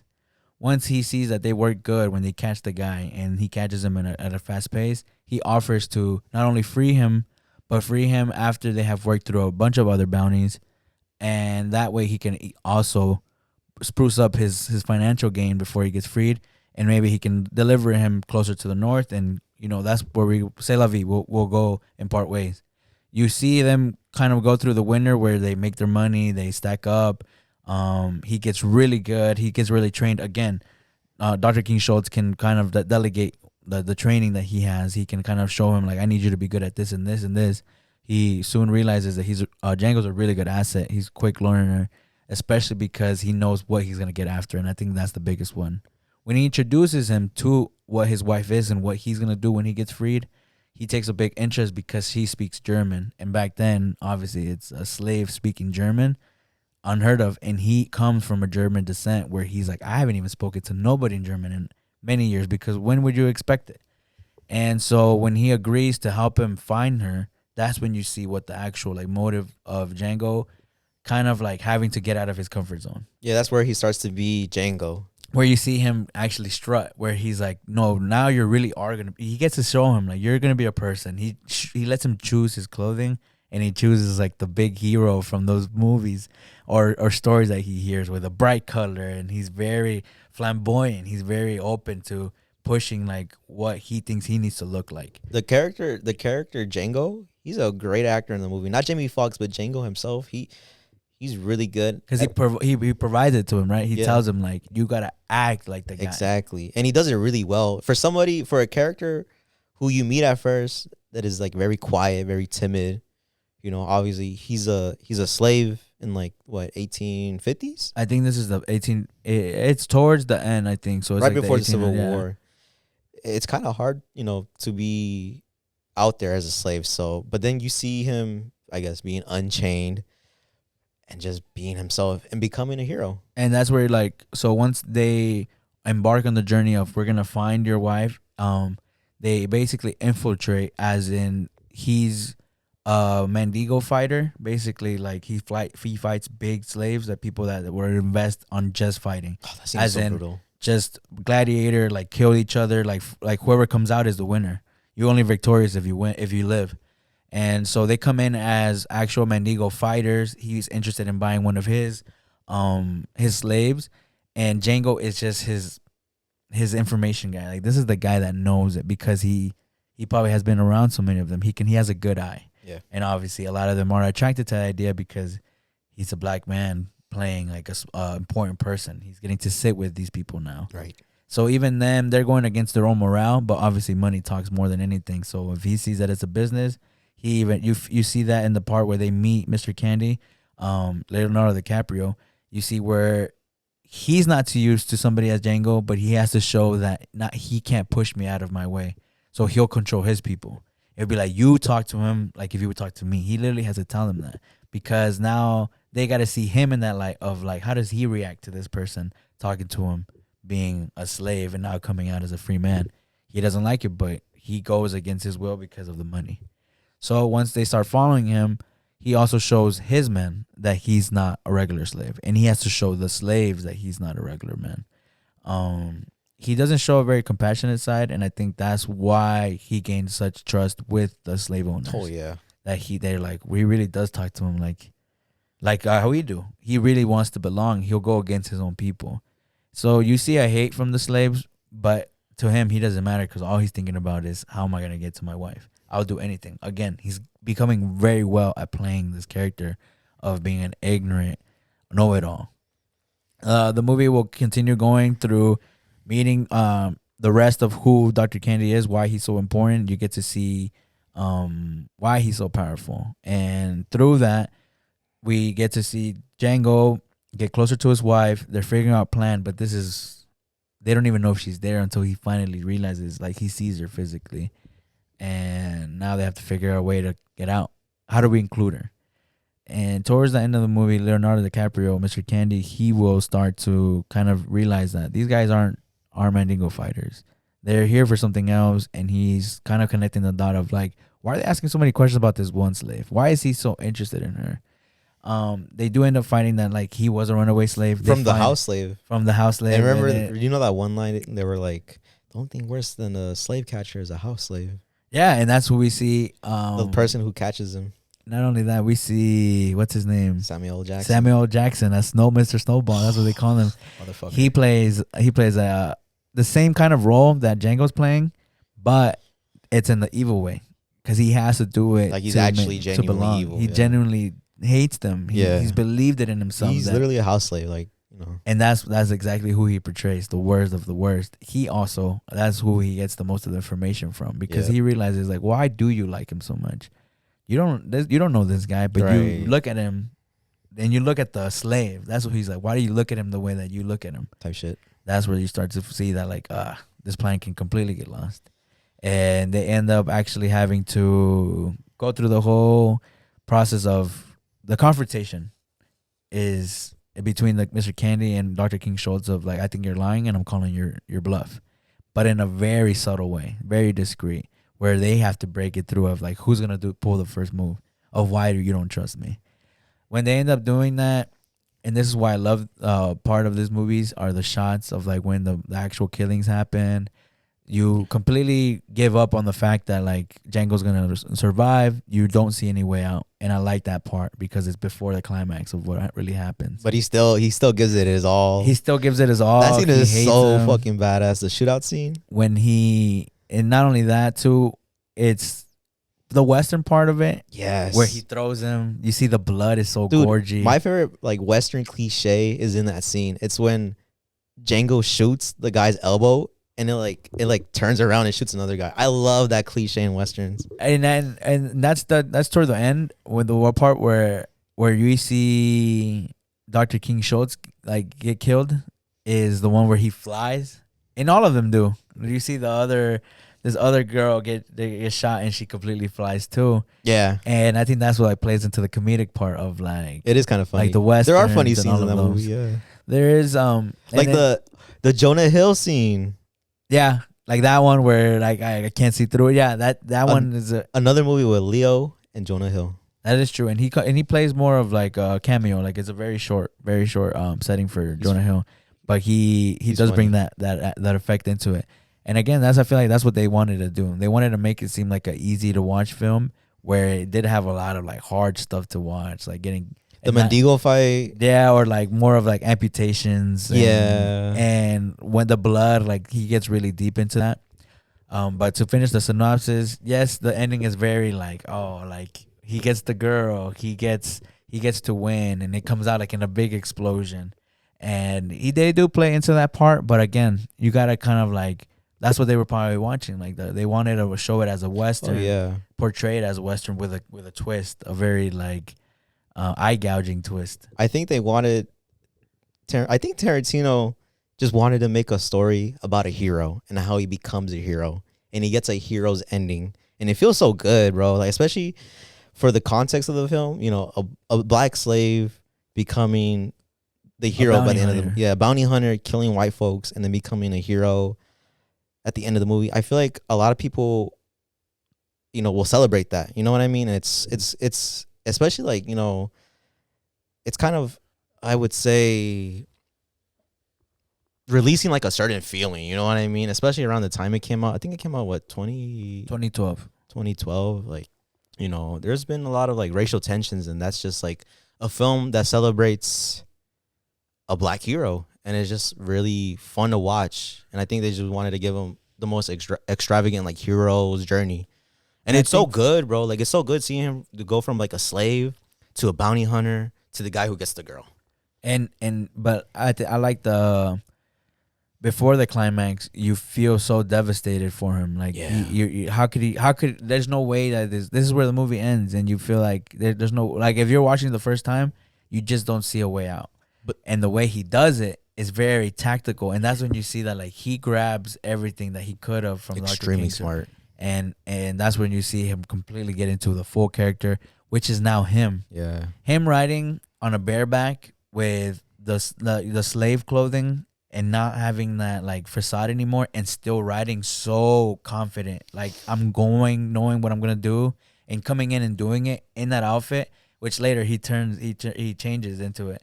And the other slaves are looking at him like, man, that's the guy right there. That's the guy. And I think that's when you see him break through of like, I'm not the character, this is who I am. Yeah, such a good character. I think that's not my favorite scene, but I like that scene where he's riding bareback, because the song is it builds up a really like strong. What's your favorite scene? Of that one, to me, I think it's more of a shot. It's when they're in the Mendigo fight and he does the final whack and the girl drops the candy. And the candy spreads. I don't know why the colors. I don't know if you noticed, but most of the time when the killings happened, there was a lot of like yellow light. It was very dark because the red was able to be seen so much.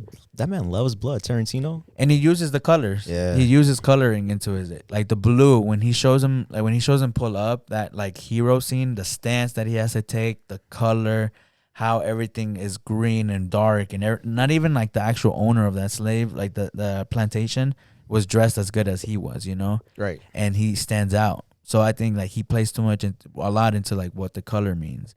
Mr. Candy's always wearing red, and there's a lot of red around him. So it could mean nice, it can be warmth, but it could also mean death and danger and evil, which he truly is. Yeah. And you learn that. You learn how far they could go. One of my favorite fun facts about that part was so the part where he realizes and he calls his bluff and he's mad now. Yeah. He slams his hand, he stands up, and it's all bloody, and he puts it on Kerry Washington's face, like showing like, you think you can have her, and he puts like, this is how low I think of you. I'm putting my blood all over you. That was a real blood. He really did smash that glass. That was not scripted. And the reason Kerry Washington looks so scared is because she did not expect it. And I think towards the middle, you can see that she's like, oh, right, because she's like, this is actual blood. Like, he's putting it all over me. That scene is great. And I think that's one of my favorite, like, one of my fun facts about that movie is that, like, again, a lot of this isn't scripted. A lot of this is just the character completely letting go of himself. Yeah. Because there's a big talk about through both Samuel L. Jackson and Jamie Foxx. Well, Samuel L. Jackson talks about it through the way that he saw it, and it's and it's Leo going to Jamie, kind of mentioning like, "Bud, like I'm having a really tough like time saying this word.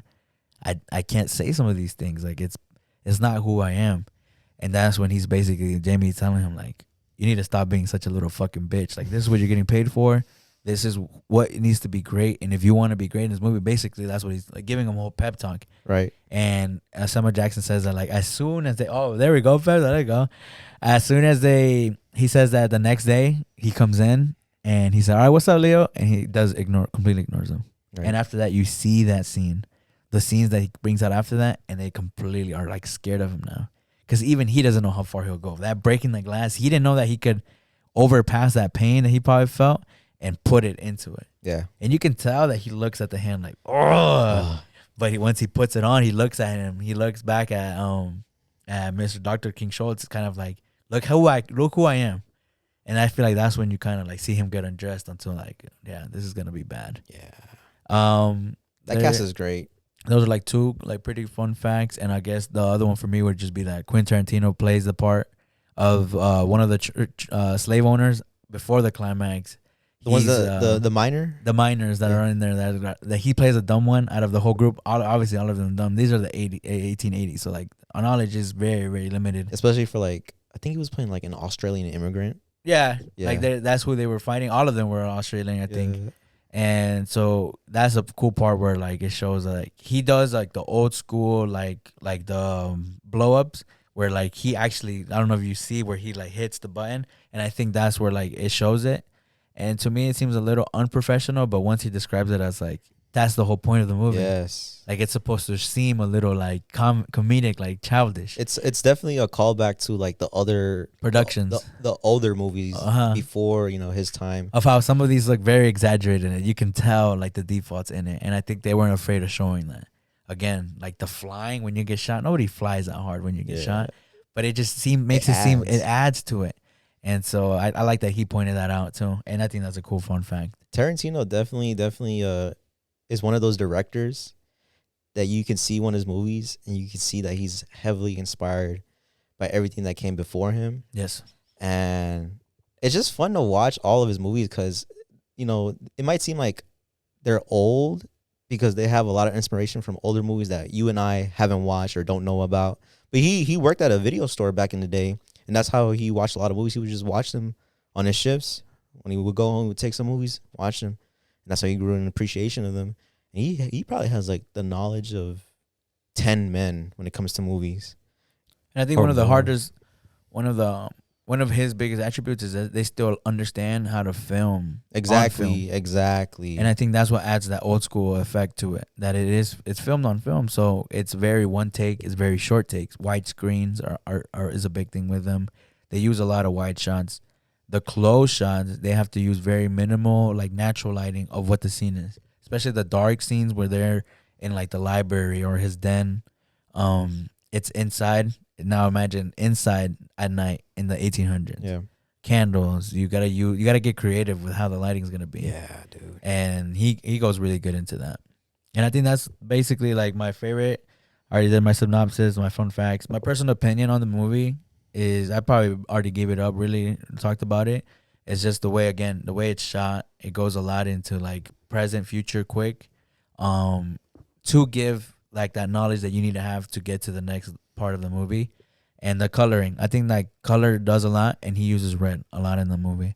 The soundtrack's fun too. The soundtrack is cool, but I think those are like my favorite opinions of why it's a really good movie. It's just the way that he filmed it and like the amount of like detail he put of foreshadowing. Like when they're in the scene where and I still don't know, that one left me on a cliffhanger. I don't know if you remember the part where they're going on the way to Candyland and they find a runaway slave in the middle of it, and there's the dogs that are barking at him. All the crazy guys are coming out.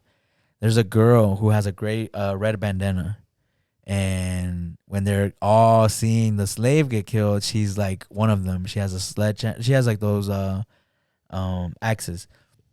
Yeah. And not only is she the only woman in the scene, you can't see her face, and she's wearing a red bandana. What's happening right next is that he's getting torn apart. You can't see half of her face with that red bandana. Right. She's also in another scene where he's running away. He finds a house. He kills everybody because he needs clothes. She's in there too. I don't know if you remember the part. Like once he runs away from Martin Scorsese. I mean, from Tarantino, and he's running with bareback. So what are you trying to say? That like he uses that color a lot into what could happen. Like you see that red scarf out of everything. Nothing else is red. The only colors you really see besides everybody else is what Dr. Kenny's wearing, what Django's wearing in the first scene where they find the runaway slave, and the red that she's wearing. Because everybody else is just wearing gray or brown clothes. Yeah. Because they're slaves or workers. Yeah. They have no importance, and I think color has a lot to do with that. Oh yeah. And so, very intense. Yeah. And I think this is a foreshadowing of what's about to happen. Yeah, for sure. And honestly, that left me a lot of cliffhanger. I don't know if you guys paid attention to that lady, but I don't know what she meant or why she was in the movie. She got killed by Django, remember? Yeah, but why did they single her out? Even when she got killed, they single her out, like her getting killed too. When he shoots her. What do you think? What do you think? I think this is why he wanted to do it, so people could have a conversation about it. And because there's not gonna be a Django 2. I doubt it. Nah, hell no. And so it's like, let me just drop this. It's like leaving putting an extra screw in an IKEA box. That man, like let me make them think. That man definitely adds a lot to his main characters and a lot to side characters. Like remember in Pulp Fiction, do you remember the wolf, the guy who comes and helps him to clean up? He's so he has so much swag, and he's so weird too. Yeah, he's weird. He's intense, and you're kind of and they portray their faces. And he's only there for not that long, so yeah. He does a good job of oh, remember, he does his intention, oh, remember that guy from that part? He's so cool, you know what I mean? Yeah, because he comes in knowing what he needs, and he adds those extra things where, what does he add? He asks for 2 tapes of something, so it adds a personal touch that he's human. Oh yeah. And his style. I think you realize who he has a style, he has a routine, and it's great because we're here talking about his own style and how it affects us and all. Damn, that's a good movie. I don't know why I didn't put that. No, I mean you did. Hey, you did. We talked about it. Yeah, yeah, that is true. All right, bro. Well, I'm done with my 4th, and then we're going to your 3rd. All right. So my 3rd, I'll give it a little bit more context to it because, I think when it comes to art, you have to understand the context of why it was made, when it was made, so you can kind of understand where the director was coming from. And with this one, the director's really, really, really up there. A lot of people love him, and you've probably seen one of his movies. Who I'm talking about is Stanley Kubrick. Okay. And do you know what he's directed? No. He's directed so many classics that are out there. He's directed 2001, A Space Odyssey. He's directed A Clockwork Orange, The Shining. Oh shit. Full Metal Jacket, Doctor Strangelove. He's directed so many other good hits. These are movies that you have to watch if you want to really appreciate film. He's one of the best American film directors ever. And I think he's up there for sure. He's definitely up there when it comes to American film directors. But what I'm saying is, I really particularly like his last movie, Eyes Wide Shut. Eyes Wide Shut. That is my number 3 pick. And it's the last movie that he's ever made. He died before it was released, so he didn't get a final say on the edit. So he couldn't edit it because he passed away. And it was released in 1999. A good year. That's the year I was born. Me too, Shout man. out. Hey, man, shout out 1999. A lot of good movies came out that year. You're 25? 25, yeah. Nice. You 25 too, or? Yeah. Nice. I turned in May. Nice. You? January. Nice. So you're about to turn right now? You're about to turn 26? Don't remind me, man. Don't Come on. remind me. 1989, though. Let's go. Yes, sir. The year that Eyes Wide Shut was released, that movie is so good. And the reason why I'm giving so much context as to why it was the last movie he released is because I want to come back to it at the end. But basically, the movie is starring Tom Cruise and Nicole Kidman, who were actually married at the time. So they wanted to do this film because Kubrick was already a top tier name, and they were really happy to work with him. They would do anything during the filming, and they were just excited. They didn't complain, which is kind of off because Kubrick is known to be an off-color director. He's kind of aggressive. He's kind of, it has to be his way or no way. And which, a lot of people, working with, if you work with somebody like that, yeah, it's a pain in the ass.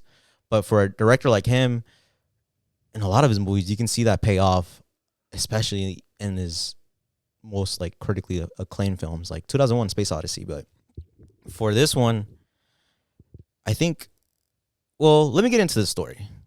Basically, it's about this doctor, right? His name is Bill. Him and his wife go to a party, and out of nowhere, the host of the party has like an accident with like a I want to say a prostitute, which is funny because in the first shot, like they show that he's married. He has an accident with a prostitute. She kind of overdoses on something, and Tom Cruise has to go away and help him. Meanwhile, Nicole Kidman, some dude is trying to hit on her and are kind of flirting. But before that, Tom Cruise was also flirting with these two other girls. And Tom Cruise's character is really naive at first. Later on, they smoke some weed and they talk about the party, and then they have this really intense conversation, and it starts getting really deep into like men and women and the way they think. And the whole movie is about that underlying theme of sex, men and women. Basically, at the end of the argument, Nicole Kidman's character comes out and says, "Remember that one guy that we saw on vacation?" Tom Cruise is like, "No." And she's like, "Well, that night, you and me had sex, and we were talking about our future, and we were talking about our kids, and the whole time that guy did not leave my mind." Oh my gosh.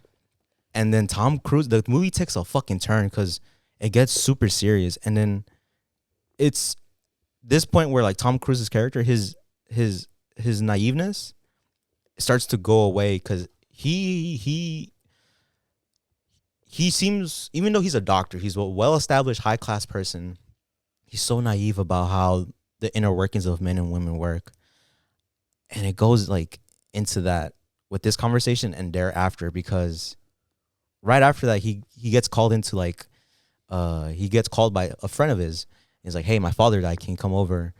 He comes over, and the lady is talking to him, and she just breaks down. And then they talk about like, "Oh, you're about to get married. It might be a good move for you."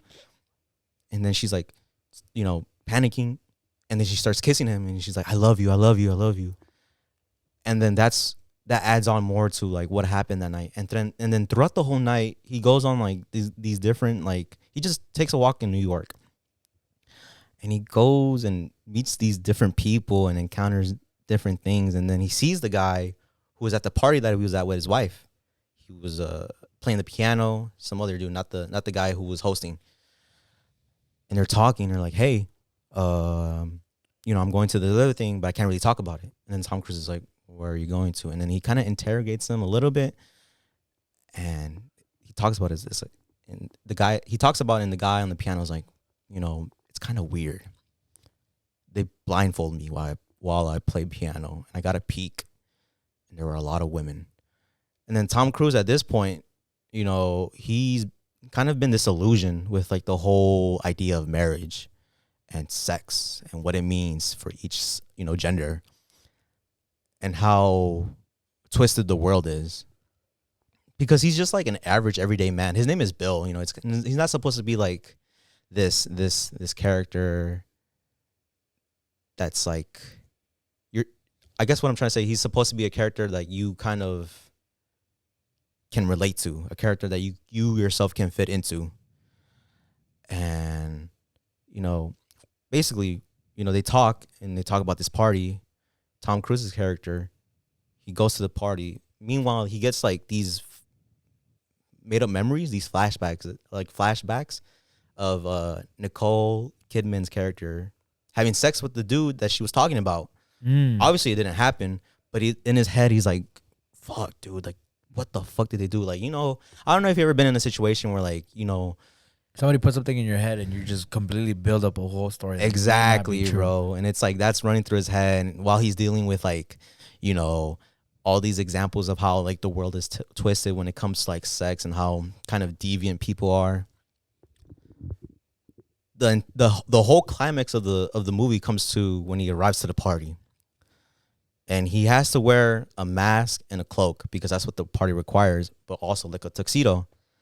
And he goes into the party, and the first thing he sees is like a bunch of people with masks, and they're doing a ceremony, and there's like an inner circle of like people kneeling down with masks. Everybody has masks, and they're playing this crazy ass like otherworldly song, and you're just like, what the fuck, dude? This movie just took a turn for like the worst. And you're just like, what the fuck is happening? And then the people inside the circle, they take their clothes off. It's revealed that they're women with very attractive bodies, and they just go around the room and they just have sex. And it's a big mansion too. There's a bunch of people, and they're just having sex throughout the whole house. They're having sex throughout the whole house. And, you know, Tom Cruise's character is like, what the fuck is going on? He's just like really just looking around, and then they catch him. He's like, take your mask off because we don't recognize you. He takes his mask off. He's like, hey, take your clothes off. And he's like, what's going to happen? But then this girl that he was talking to at the party saves him, and then he gets free. He gets released. And then afterwards, he's trying to figure out the next morning, like, what the fuck just happened? He's trying to get into contact with the dude that was playing the piano. He's going back to the house the next morning. Nobody's there, but they give him a letter like, don't come looking for us. And then he finds a model. He finds a girl that helped him at the party. Turns out she's a model, and she died that morning. And then he's like, what the fuck? And then he goes to his friend, the host of the party at the very beginning. He's like, dude, I don't know what the fuck just happened. Like, what happened? And then it turns out his friend was at the party. He's like, hey, don't ever talk about this. What you saw, you know, it's meant to stay hidden, definitely. Yes, and it's definitely one of those movies where you like conspiracy theories, you like all like you know all that type of shit. Like, you'll watch it and you're like, okay, well, Kubrick died before this movie was released. He didn't get to say it. He didn't get a say in the editor's cut, and your gears start turning, just like Tom Cruise's character, you know. And by the end of it, they got him. Like, Tom Cruise can't do anything, and he's like so fucking devastated because he's like just like this upper echelon of people who have so much control and power, and they're just sexual deviants, and I can't do anything about it. And now, like, my marriage, the whole world, I see everything so differently. By the end of the movie, you'll see everything so differently too, because dude, like, this movie, if you watch it with your girl, bro, it's gonna cause some arguments, like, type shit. Damn. Because you see kind of like maybe even how like what lust comes into. Exactly. It's definitely like a very human movie when it comes to that. It's very... And it personifies maybe the emotions or like bad habits. Yeah, bro. Like the whole movie, I get like, I don't know, like when it comes to, I don't know if you've ever been in a situation where like something between you and somebody that you've been going out with like has been like tense. You think they're doing something and it gets tense. That whole movie gives you that feeling. Oh shit! It gives you that feeling, and then by the end of the movie, he's talking about it with his wife because earlier in the movie he lost the mask at the party. He comes back home, his wife is sleeping, the mask is right there next to her pillow, and then he comes out and he's like, I don't know what to do. And he comes out crying and he explains everything, and Nicole Kidman is hearing everything that he's saying, and at the end of it, and this is the last thing the movie says. They're out Christmas shopping, and this is around Christmas too. So this is a great Christmas film, by the way. That's crazy. Something for the family and kids. No way. No. But the Christmas, I'll get into like the production later. But they're Christmas shopping, right? And she's listening to him, and he's like, you know, like devastated, and he doesn't know what to do. She looks at him straight in the eye, and she's like, "Well, the only thing left to do is to fuck." And that's it. That's the end of the movie. What the fuck? And so that's what you left off of it. So it really does all come down to like the way that we ruin shit is just being too... And it's... Too interested in the wrong things, maybe. Kind of, yeah. And it shows you that once you're in all of it, maybe it's not what you wanted after all. And it's a very powerful, it's very strong ending for that movie. but then also consider it's his last movie, and he died before that, so that's the last thing he has to say through his art. The only thing we have left to do is to fuck. You see all his movies. You take all his movies. They're all about war, nuclear bombs, insanity, just like, the craziest aspects of humanity, technology rising and us being dependent on it. It's just like, you after you leave a lot of his movies, you have like a weird feeling inside of you.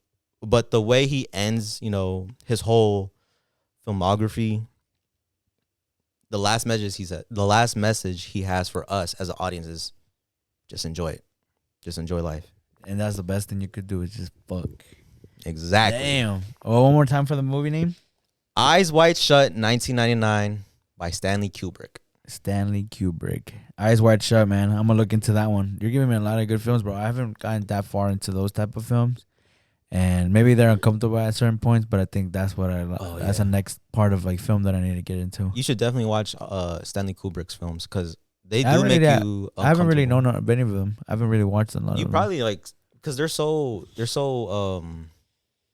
he started filmmaking in the 50s, and then a lot of his popular movies started coming around in like the 60s. So you probably seen a lot of things that inspired him. Like, for example, like The Shining. A lot of people love The Shining. You should watch. That's the only one that I probably is the closest to that I would know of him. Yeah, The Shining. You should definitely watch that. Have you seen the trailer for that movie? No. It's just the elevator part where like the blood comes in. Oh, and it's just that. That's the whole thing. Dude, his trailers are kind of like, they don't show you a lot, especially for this one, the Eyes Wide Shut. I was like, let me watch the trailer because this movie is kind of crazy. The movie, it seems like I don't know, it just seems like kind of like a rom-com almost. Wow. From the trailer, it's kind of like it has this one song, and you think it might be about cheating, and it's a typical love story and shit. I feel like a lot of these movies build an illusion and then completely just throw you off, and I think that's the best part. That's what like really keeps you in. What's your favorite scene from the movie? Oh man, there's one scene that I really like. There's one shot where he's talking to his friend at the end, the friend that was at the party. He's talking to him about how the inner workings of everything. They're talking to him about, the higher ups, but he's not really directly saying this exists. He's saying it in a way where if Tom Cruise calls the police on him, even if you recorded him, they can't catch him. And the whole time, like, Cruise is just like struggling to like just comprehend everything. And there's one scene where like his friend is in the back, and he's just like chilling like this on the chair like that. Pool table right there. Pool table in between them. It's a big library room. And then Cruz is just like with his head like on his face, like very like upset. And it's like defeated. Yeah, exactly. And he's like, he can't even see. He doesn't want to watch like what he just, like, he doesn't want to know everything that he learned in one night. Like, he wishes he can just be ignorant, but knowledge, like, he's in a library too. So like, it's like the books and everything. And the dude right there in the chair is like, hey, this is it. This is the world. And it plays into Kubrick's, like, his view of humanity. A lot of it can be negative. You see a lot of his movies, they're kind of like anti-movies, they don't make you feel good a lot of the time. They're not always supposed to, right? Yeah. I think that's what a lot of the, like, those pushy directors is that, like, no, I'm giving you what I think you need. It's not what you want. Mm-hmm. Like, you're paying for what I'm giving you. And I think sometimes when they put those directors' name, especially when they push heavy on the name, is because people kind of already know what to expect. Like, it's not what I'm going to, they know to expect the unexpected. And with Kubrick, dude, like, you don't really, even if you watch half of his movies, you kind of don't know what the other half is about. Damn. Like, you really don't know what to expect from that man. But every time he does a movie, he puts his heart into it. Eyes wide shut. The set design is so good. Fun fact, right? So it's set in New York, and you can see him walking in the streets of New York, but it's not filmed in New York. He built up the whole entire, like, streets of New York, the taxis and everything, the stores, and he did that to give it like this eerie, like, surreal feeling to the film. And he probably couldn't have done that in the real streets. He probably could have, but he probably did that to like make it seem like like dream world, you know, like a nightmare almost. Yeah, whatever he would want to like manipulate it as. Exactly. And then my another favorite scene, my bad, is Cruz is like walking, right, and he's like frustrated. He's like, "Fuck!" He's walking, and you see like New York in the backdrop. If you look up like the behind the scenes, he's not in New York. He's like walking on a treadmill, and like they have like a green screen behind him. And it's like, why the fuck are they doing that? Oh, to make the movie feel more like a dream. Okay. And it's so like I could send you the picture, but it's so fucking cool how they do it. And I just love it because of that. Because it's like, yeah, he could have shot in New York, but he wants to do it how he wants to do it. You know, he can't make New York, so you know, just fucking make another version of New York. Nice. Yeah. No, I like the fact that it's something like that. It sounds a little bit. There's a lot of turnaround from when you mentioned for it to end on the note of like there's only one more thing to do, as simple as like let's fuck. Yeah. And I think that's like the touch of like, so like I said, like again, like we're not gonna give you what you think we were gonna get. We're gonna get something completely different, or you're not gonna get shit at all. Yeah. Like that to me is just kind of like it's very debatable if that's the best ending. And I feel like that's the best part about it. That's what keeps us talking about it to this day. Is that like I think it should have ended like this. I think it should have ended like that. Right. A lot of people were disappointed with the movie when it came out because, you know, it is his last movie. They were expecting something like 2001: A Space Odyssey. That movie we can talk about. We can have a whole podcast about that movie. That movie in itself is great. But I think the movie gives you enough to chew on, enough to like, you know, digest with what it's trying to say and how it's saying it. And, you know, I think it's very relatable in that aspect. Very, very human. But it doesn't feel like it feels like the worst parts of humanity in a way. Damn. Oh, the most deprived and lustful parts of humanity. And you're like looking at that and how it's like ingrained into today's society. You know what I mean? Because I mean that's how we were back then. And now you're saying that maybe it's those movies that are like too early for their time too. Maybe that's why it wasn't accepted as much because they couldn't think of it that far. Even today, a lot of people don't really. When it comes to Kubrick, you know, a lot of people they don't consider that movie. They don't consider that their favorite, which is kind of unfortunate because I think any of his movies could be your favorite, you know, on a different day.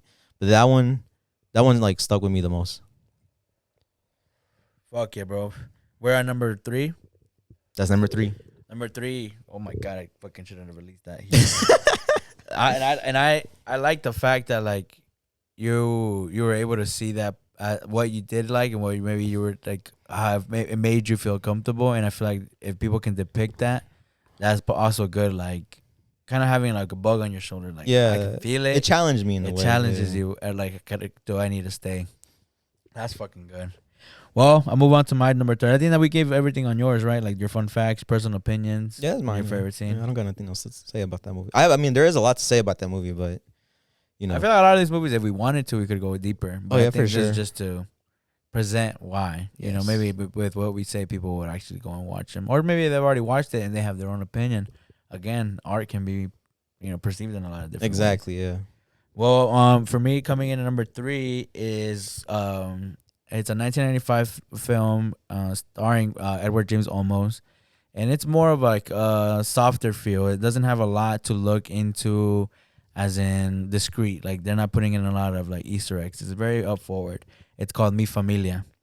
So basically the whole point of this movie is Paco, which is played by Edward James Olmos, which to me in that era is a really good actor. Also directed and wrote a lot. 95, you said? 95. That's a little bit, I think after he did Stand and Deliver. That movie is beautiful, dude. Great movie, right? Yes. And so he's also a writer in that film. And he writes about his family. He's writing a whole essay about it. And that's where you see it start off at. You see the house that he lives in, and you see who he is. He's narrating, and he talks about himself. He literally says, "That's me. I'm a writer. I'm doing the." So basically, the movie will go on how he's writing about his family, and you go back to the beginning of like even when his parents met, and you see L.A. change throughout it too. It has a lot to do with Chicano. It has a lot to do with police, how that has affected the Mexican culture. Yeah. And also how you see differences being made, how you see the culture being divided into, you gotta be prideful, but you gotta also hide it to belong. And so he goes in through explaining every part of his family, as in like he goes character by character, sibling by sibling. You see the great casting. You see Marie Constantine before George Lopez. Like she's still very hot, very attractive. The wife. The wife. Oh. You see young Jennifer Lopez. She plays the mom, the young version of the mom. I don't know why I thought you were gonna say Young Thug. Oh, hell no. So basically, the movie starts off with him presenting what he's doing. He's a character. He's also a writer, and they'll go into. He starts kind of like narrating the story, and we get to see it in live. He explained that his parents met here, working regular jobs as Hispanics would. How he shows them crossing from the east of the LA River, LA River going into downtown, and he would kind of mention like we all migrated not only from our country here, but we're also migrating from the east side of the bridge to where the Wedos live, and we get to work their jobs, but we get to migrate back to our land, which is the land across the bridge. And it signifies like there was a very heavy separation of like, we know who you are and what you're doing here. Yeah. And you fit in your place, and you don't even fit next to us. Like you gotta go all the way on the other side. So it's showing that this is what we do to this day. We literally come to work these jobs. And to me, this movie is very ahead of its time for what it includes. We get to see them even cross the borders. We're introduced into what deportations look like back in those where he talks about his parents were still the 1920s. Mm-hmm. So they're getting deported randomly. Like you look Mexican, please. That's literally what they're saying. Yeah. The mom gets deported, and he talks about how she gets pregnant. So obviously this is the 20s. There's no phones. There's really nothing. Not even maps. People are like, "You're going to LA, California? Oh man, they call it like that's ages away." Yeah. He talks about how his mom got separated when she was already pregnant with one of his youngest siblings. She gets to cross back, taking a year to get back to his dad. They get to reconnect. Honestly, what I love about this movie is that it's not too long. It's a 3-hour movie almost, but every character plays a movie. Like you could literally make a movie out of every character, every story that he tells, and I think it's a true showman. Like it's a showmanship of being a writer that like I can do this in one film. Yeah. And to me, I was like, fuck, like it's just so much to take in every time, and he'll take you out and be like, boom, we're going into this person, and you meet every person of their family. So he'll go on to talk about one of his brothers that gets killed. That brother ends up affecting the youngest brother that comes in later. He's more of an American kid now because the youngest brother that got brought over here from the border was the only one that was born really in Mexico, the last one. Everybody else had already wasn't born yet, you know? Right. So, sorry. The oldest brother is the one that you see getting crossed over, and that's where the story starts. And you see everybody else being Americanized here. He's the only Mexican actually born in Mexico. Brought over because of a deportation. If not, he would have had the same fate. So you get to see the way they grow up is adapting, is learning how to get across as we're Mexican American. Yeah. Emphasis on the American part.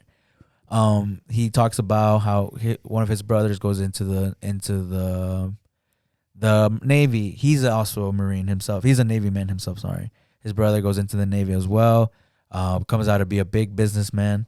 And he wants to be kind of held into the aspect of I'm a successful American man. Yeah. Even though his skin is very, very brown. Yeah. There's a part where he brings his wife and his like mother and father-in-law to the family that is now his. Yeah. And it shows like the kids running around screaming, "Hey, one of the sisters, I brought tamales or I brought tacos. Let's just serve right here. Let's just all eat and no table serve. We're just gonna eat with our hands. And he's very uncomfortable. He's fighting that like, hey, like why, like shut the kid up, and why are you bringing that greasy food? Like they don't eat that. Like we don't eat that here. And you see him getting lost too, where he talks about, he's like, my brother acted a lot of different ways that weren't his. And you see the sisters also go through that change of like, one of them decides to become a nun.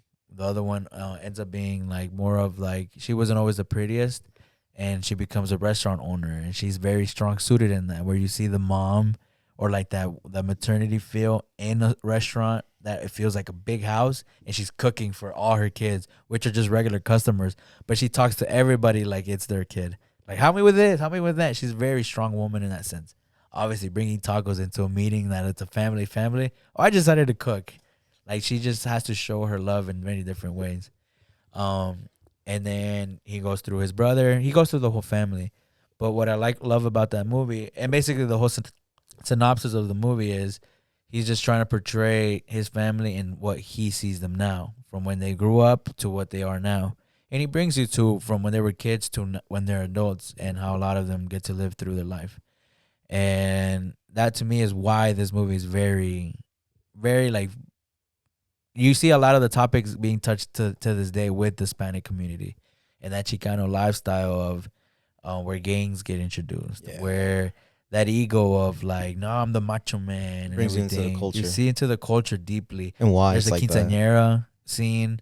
They have a lot to do with religion. One of the daughters becomes a nun, and later leaves to become an actual immigration advocate, like to stop it. And now that has to do with one of my favorite parts of the movie. One of my favorite scenes is basically one of the brothers gets talked into by the sister, Mary Constantine.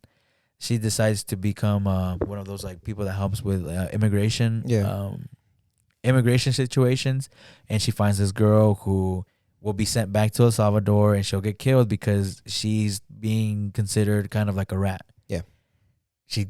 Her brother is a fuck up who saw his older brother get killed, ends up living a life of gangs and violence.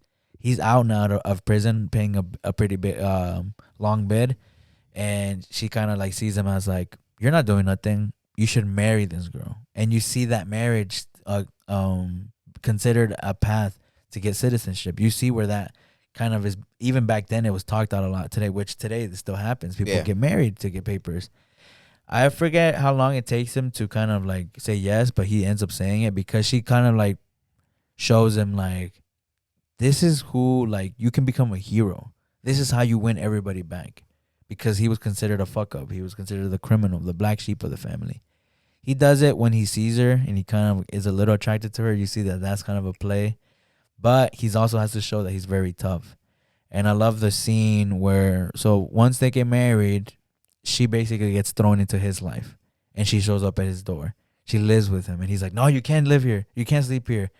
And she acts like she can't understand him, and she kind of just keeps doing her way. Kind of like, you don't know what's good for you. You don't know that I'm a woman and I can bring a lot of good stuff. She starts cooking for him. He starts seeing different. The house is clean. The bed is made, and he hates that part, and he tries to act like he hates it. And there's the part that I love is where you see him. He's cleaning his car. It's a regular Saturday night. She comes out. She takes off. There's a jukebox playing. You know how it would be back in the day. He's like, hey, what are you doing? She puts on like some dancing music, and she's like, come on, let's dance. Right. And he's like, no, like, you're crazy. Like, what the fuck? Like, you're tripping. To the point where she's just so, he knows he loves her. He knows he loves the fact that he gets to be around somebody like her. Right. And you see him leave that wall. He completely lets it shut down. He starts dancing little by little, and they get so close. And I love the part where like he literally carries her where she's like off his feet. He's so big, and now you see him using that masculine energy to pick her up. And the way he holds her, they kiss, and he looks at her, and you see that like now he's so into it. Like, he's gone into this woman. He completely let her in. The next scene is they're making love and everything. And the reason why I love this scene isn't because of that part, obviously. It's not because they're naked. The part that they're naked brings out to me is that they've completely undressed themselves emotionally at this point. Right. Where she asks him, like, why do you feel this way? Why are you always angry? And he breaks down why. Like, he breaks down to the thought of like losing his brother, like what his life has turned. He hates his life. He doesn't know why he always feels like this. He's like, it's just something that kills me every day. and you see him crying. She's sitting on his lap. Like again, they're just so vulnerable. He's vulnerable, Yeah. and she's so the part where I told you like he's so masculine. He picks her up, and she loses herself inside of him. In the other scene, you see him bending into her. She's sitting on top of him, like she's over him at this point because he's so broken. He's leaning so much into her, and I think to me that's what plays a lot into it. Nice. It's also a night scene, and the only light that you get, and you see her and him, and a lot of it is shadows, is the moon. And I think that just plays even more romantic part to the scene where like they're making love under the moonlight, but then it turns into like this psychology, like kind of awakening in him, and she's that like exit. Yeah. Sadly, she ends up dying, and he goes back into like fucking completely like losing himself, but she dies because of the kid. They end up getting pregnant. Sorry to ruin that for you. Damn, that's heavy. That's But heavy. you right see there. how like that could be a whole movie by itself. Yeah. Just that. Damn, that's heavy. This movie is ahead of its time in that sense to me. It has to do a lot with immigration. That touches a lot with me. And how we refuse to kind of let go of our culture even living in this nation. Some part of us has to be let go. The negative No Sabo aspects. kids now. Like you have brown kids who can't speak a lick of English. Memo, which is the person, but it's what happens to us because that's what's deemed onto our parents when they come in here. Yeah. Where like you have to go to school, you have to be this, you have to be that, because we're here to show up. Yeah. We can't live our life that we want. No, we have to live the life that they need from us. So in the movie, you see that where most of the men in that family were served in the military. Right. The women, one of them owns a restaurant, but she's in the kitchen. The other one tries to become a nun, but she has to like break through, being that her husband was one of the priests too that leaves. Damn. You run into like being called a whore, and now you don't know what you're doing with your life. Right. The men playing like drunk, playing criminals, guys that get lost into a life that wasn't theirs because the dad like only thinks my way or the highway, and it's very enclosed of like just work hard, keep your head down, work hard. You're nobody else but a worker. And they don't like that. You see that they exactly what we see today. A lot of our parents were just workers. Where now a lot of us are tattoo artists. We're vegan. You know, like, and we changed the norm of what our lives is, and that's what the movie depicts to me. Yeah. And that's one of my favorite scenes. Is that's why it's one of my favorite scenes because you see his character being developed in that scene, and just the way like he uses the lighting, the fact that they were naked. How deep they get into it, and you see him change so quickly in the movie. You see everything, and it happens again, like exactly how you felt. Like then she dies. That's exactly how it happens in the movie. Damn. And you're like, fuck, like that just happened. Everything's going good, and they fuck him up.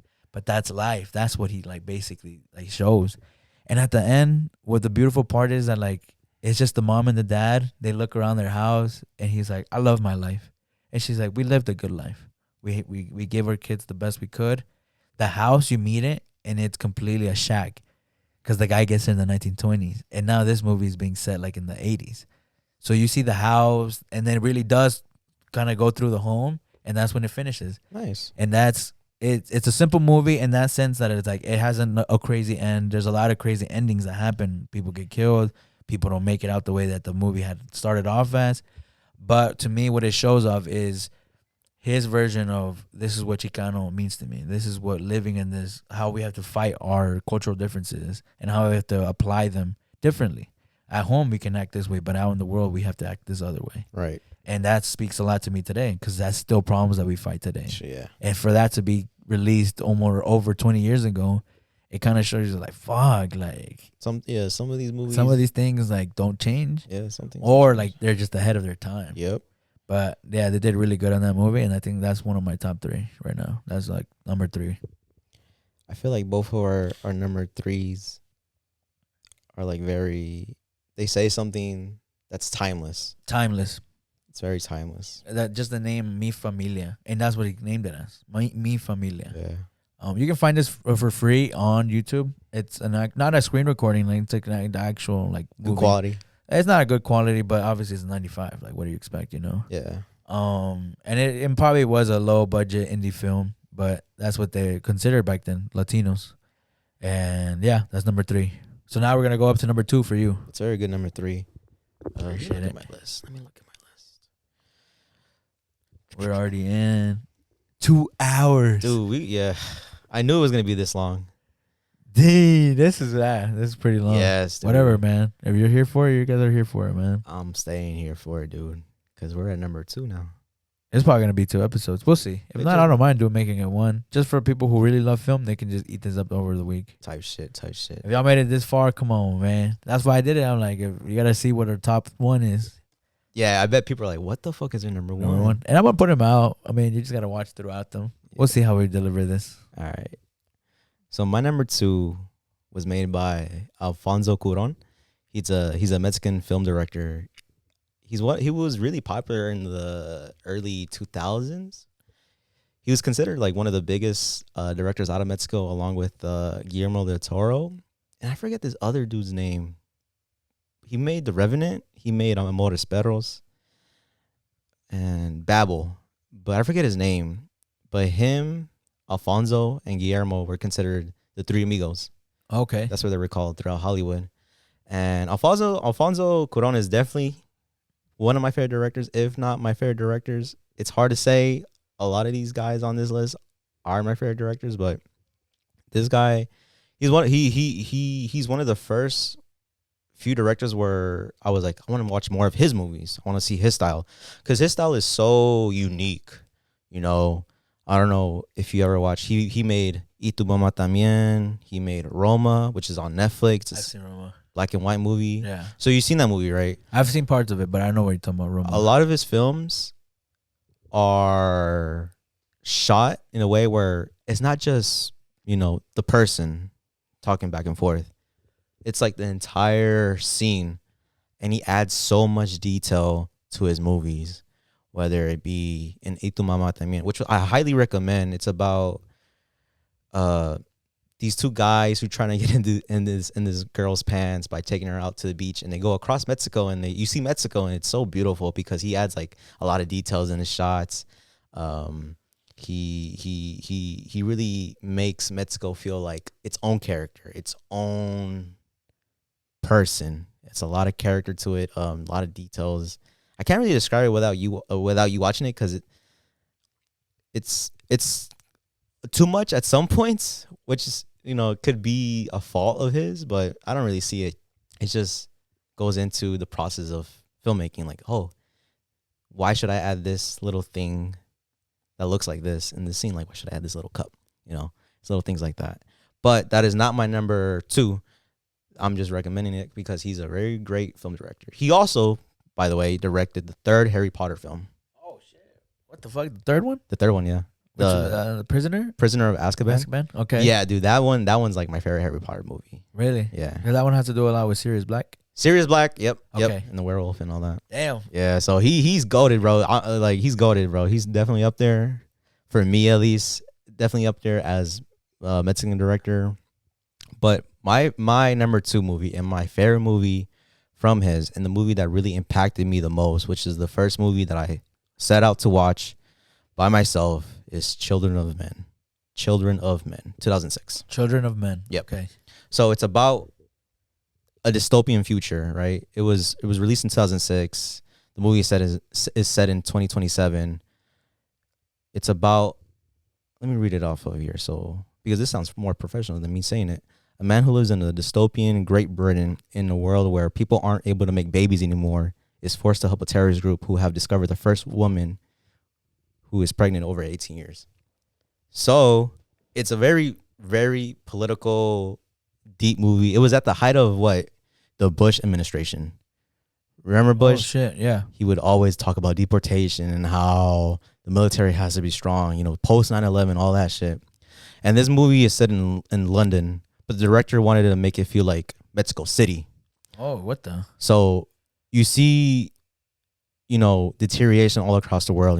There's scenes where, he doesn't explain it, but there's like ads of like different cities bombed, nuclear bomb, disease, everything, like just gone to shit.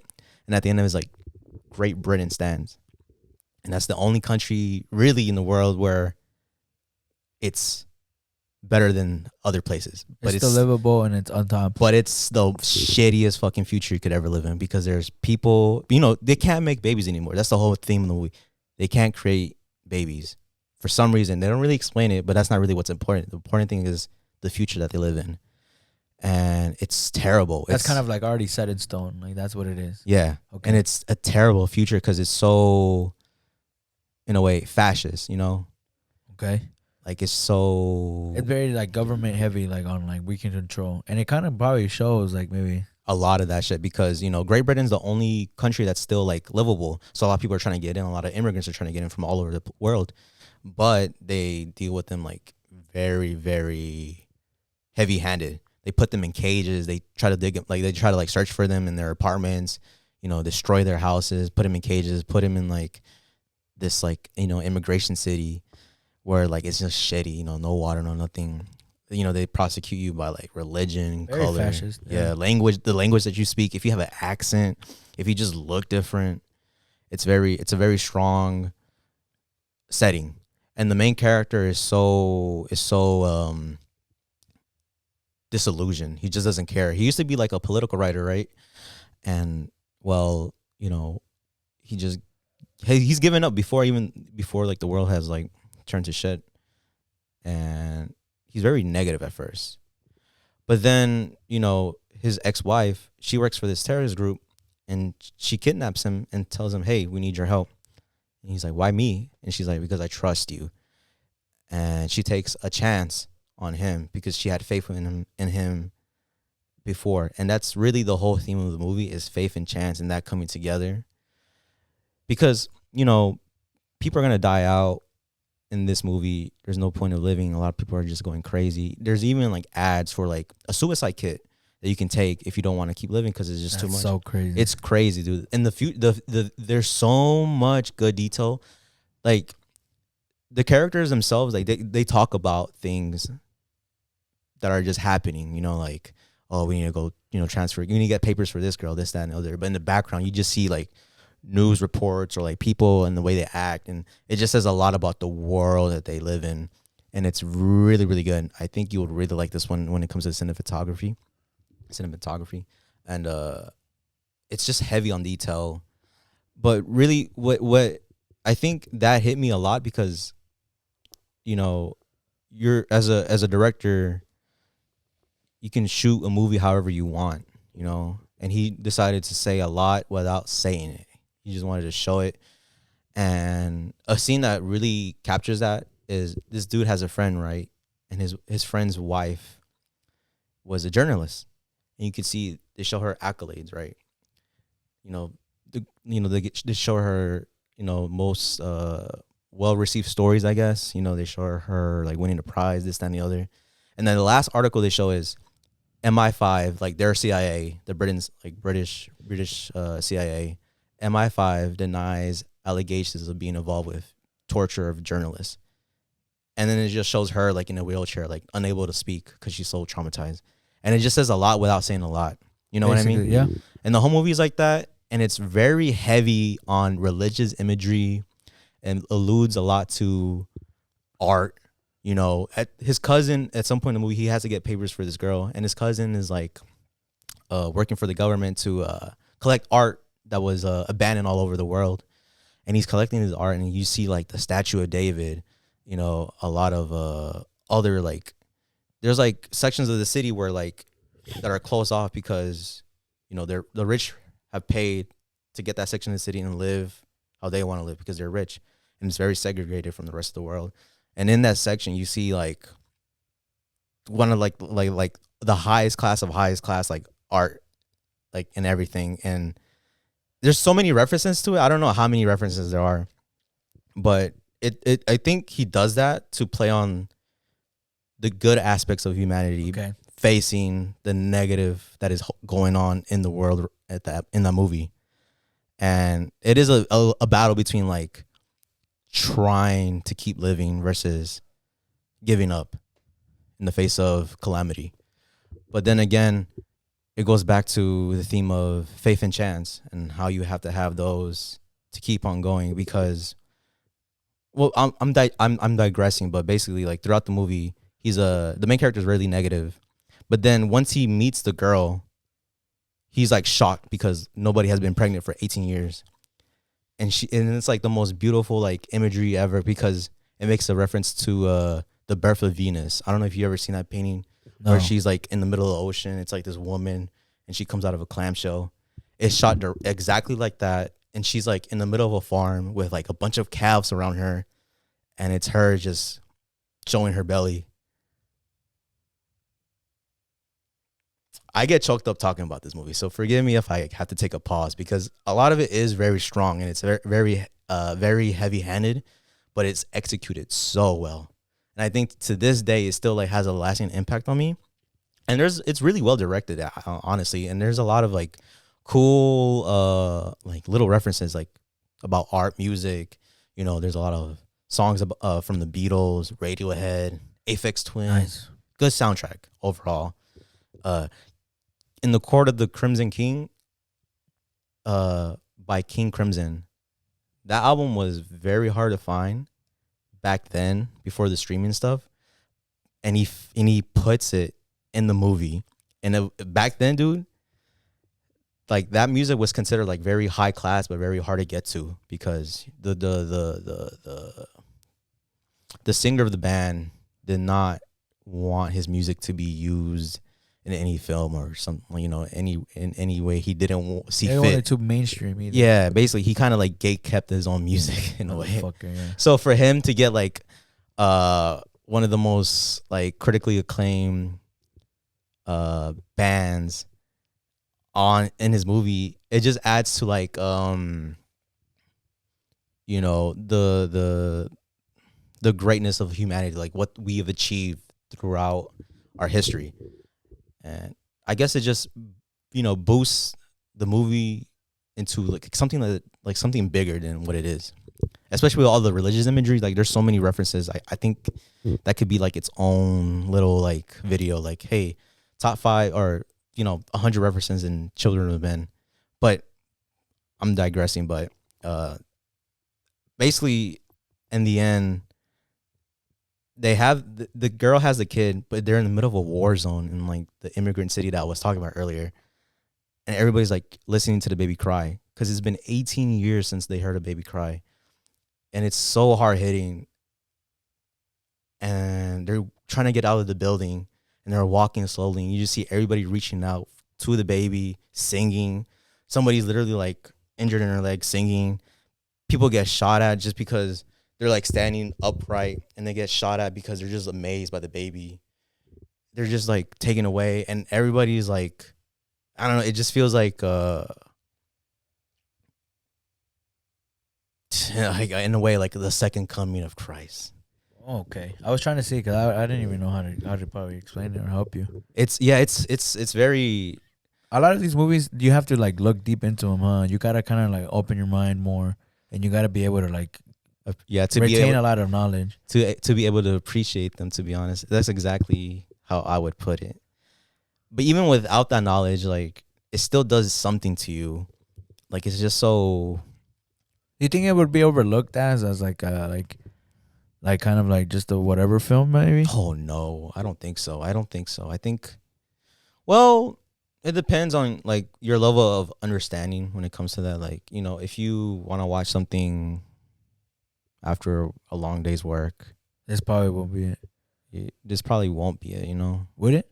I don't think so, because I feel like a lot of people would want to, you know, put something on, go to sleep.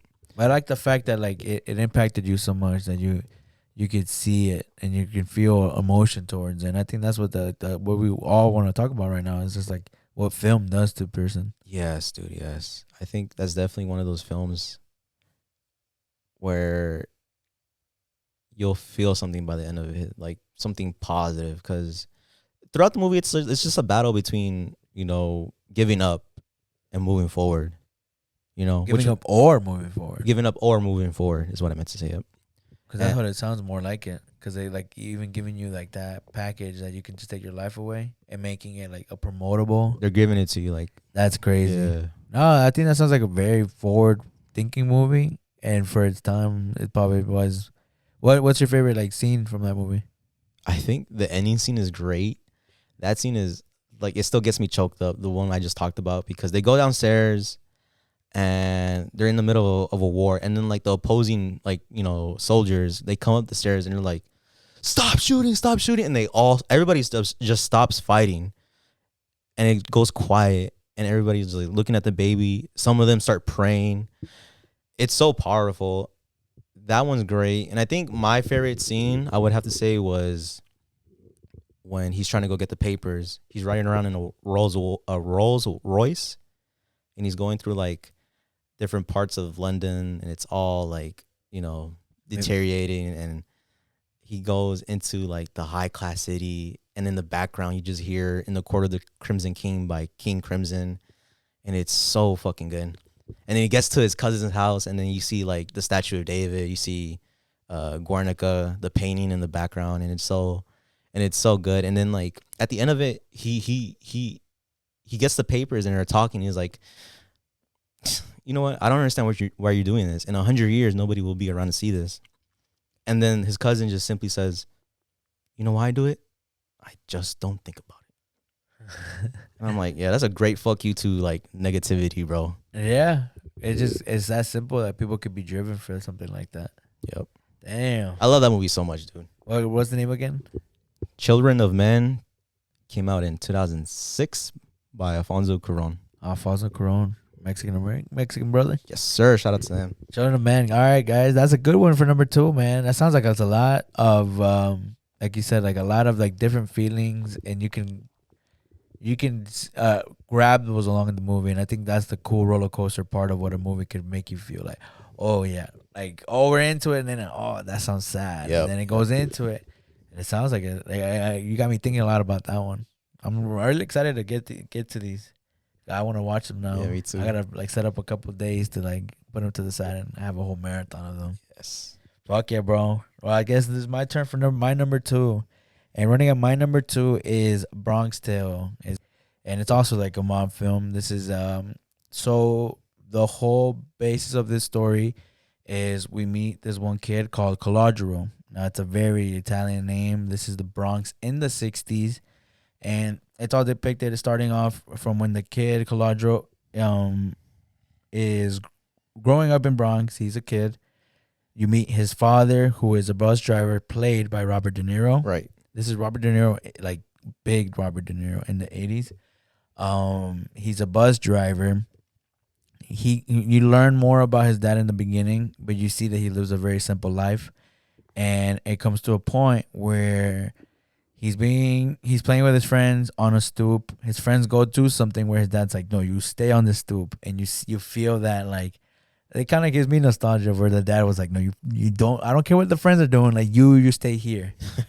While he's sitting on the stoop, he is a witness to an interaction between 2 men, that one of them crashes into a car. The other one starts screaming, and he brings out a bat, is about to bash the head of the guy that hit him. And as soon as he's about to swing the second time, as the hand is going up, he gets shot. And that's where you meet the boss, the mob boss of the street. He had already kind of mentioned who he was before in the movie, but this is how you get to see that they'll acknowledge each other. This is the first time they'll acknowledge each other, because the kid will get brought up by his dad. While they're cleaning up everything, you see everybody kind of grabbing the gun. Hey, move this car, move this, get this out of here, get him. The dad comes in out of nowhere, snags him off of the stoop, and takes him upstairs. And you hear him like, shut the fuck up, locks the door and everything. Like, you saw nothing. A few seconds later, because the mom's all frantic and everything, you hear the cops knock at the door. And they're like, hey, like, is your kid here? We've got information that he knows who killed him, and we need him to come identify somebody. No, he doesn't know nobody. And the kid's like, I do know him. I do. Trying to see if, like, he's trying to help, because now he's seeing that his dad is in trouble with the police, and he wants to do the right thing. But along the line of him identifying every one of them, and he sees the faces of all of them, he gets to the mob boss, and he knows he did it.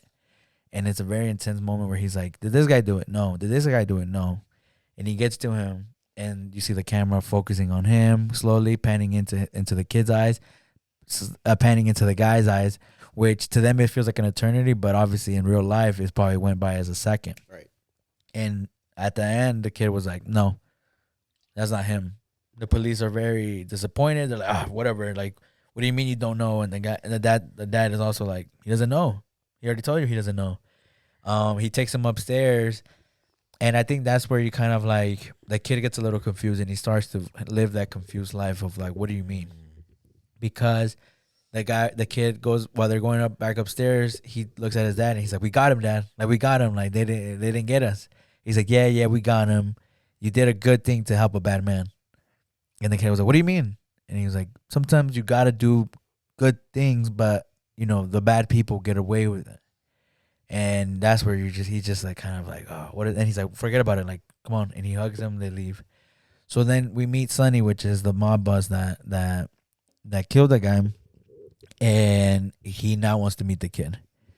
He wants to also offer the dad a job with him. He wants to like make them feel like home. And he makes a connection with the kid because the kid now finds him very cool. He already knew about him. He knew he had control. Everybody knew who he was. Everybody knew who Sonny was. They were either afraid of him or really loved him and acted like fans. An example is he steals from one of these guys that sells like those mobile markets back in the day that were on a donkey, and they had like all the fruit stands on the back. Yeah. And it's a buggy. And the guy in the beginning is like, "Get out of here." Like, I don't know, yelling at them like, "You scrawny little like rascals," or whatever. Where now, once he gets in with Sonny and you see him growing up with him, now that somebody such as him goes up to him and be like, "Hey, see, like Caladro, come here."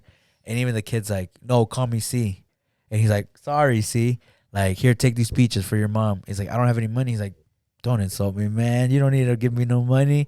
Just tell Sonny I took care of you." And that's where you see like the change like he feels. Right. "Mom, I brought you this." He starts working with them, and the dad catches him having a big ass bankroll. Back then, like something that was really, really high. Yeah.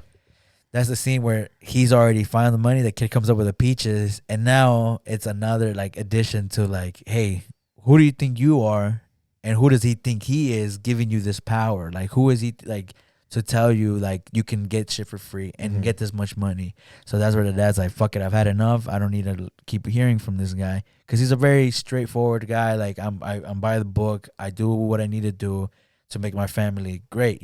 I work what I need to work. He's a bus driver. He does good in his roots. He's known in the neighborhood as doing good as a bus driver.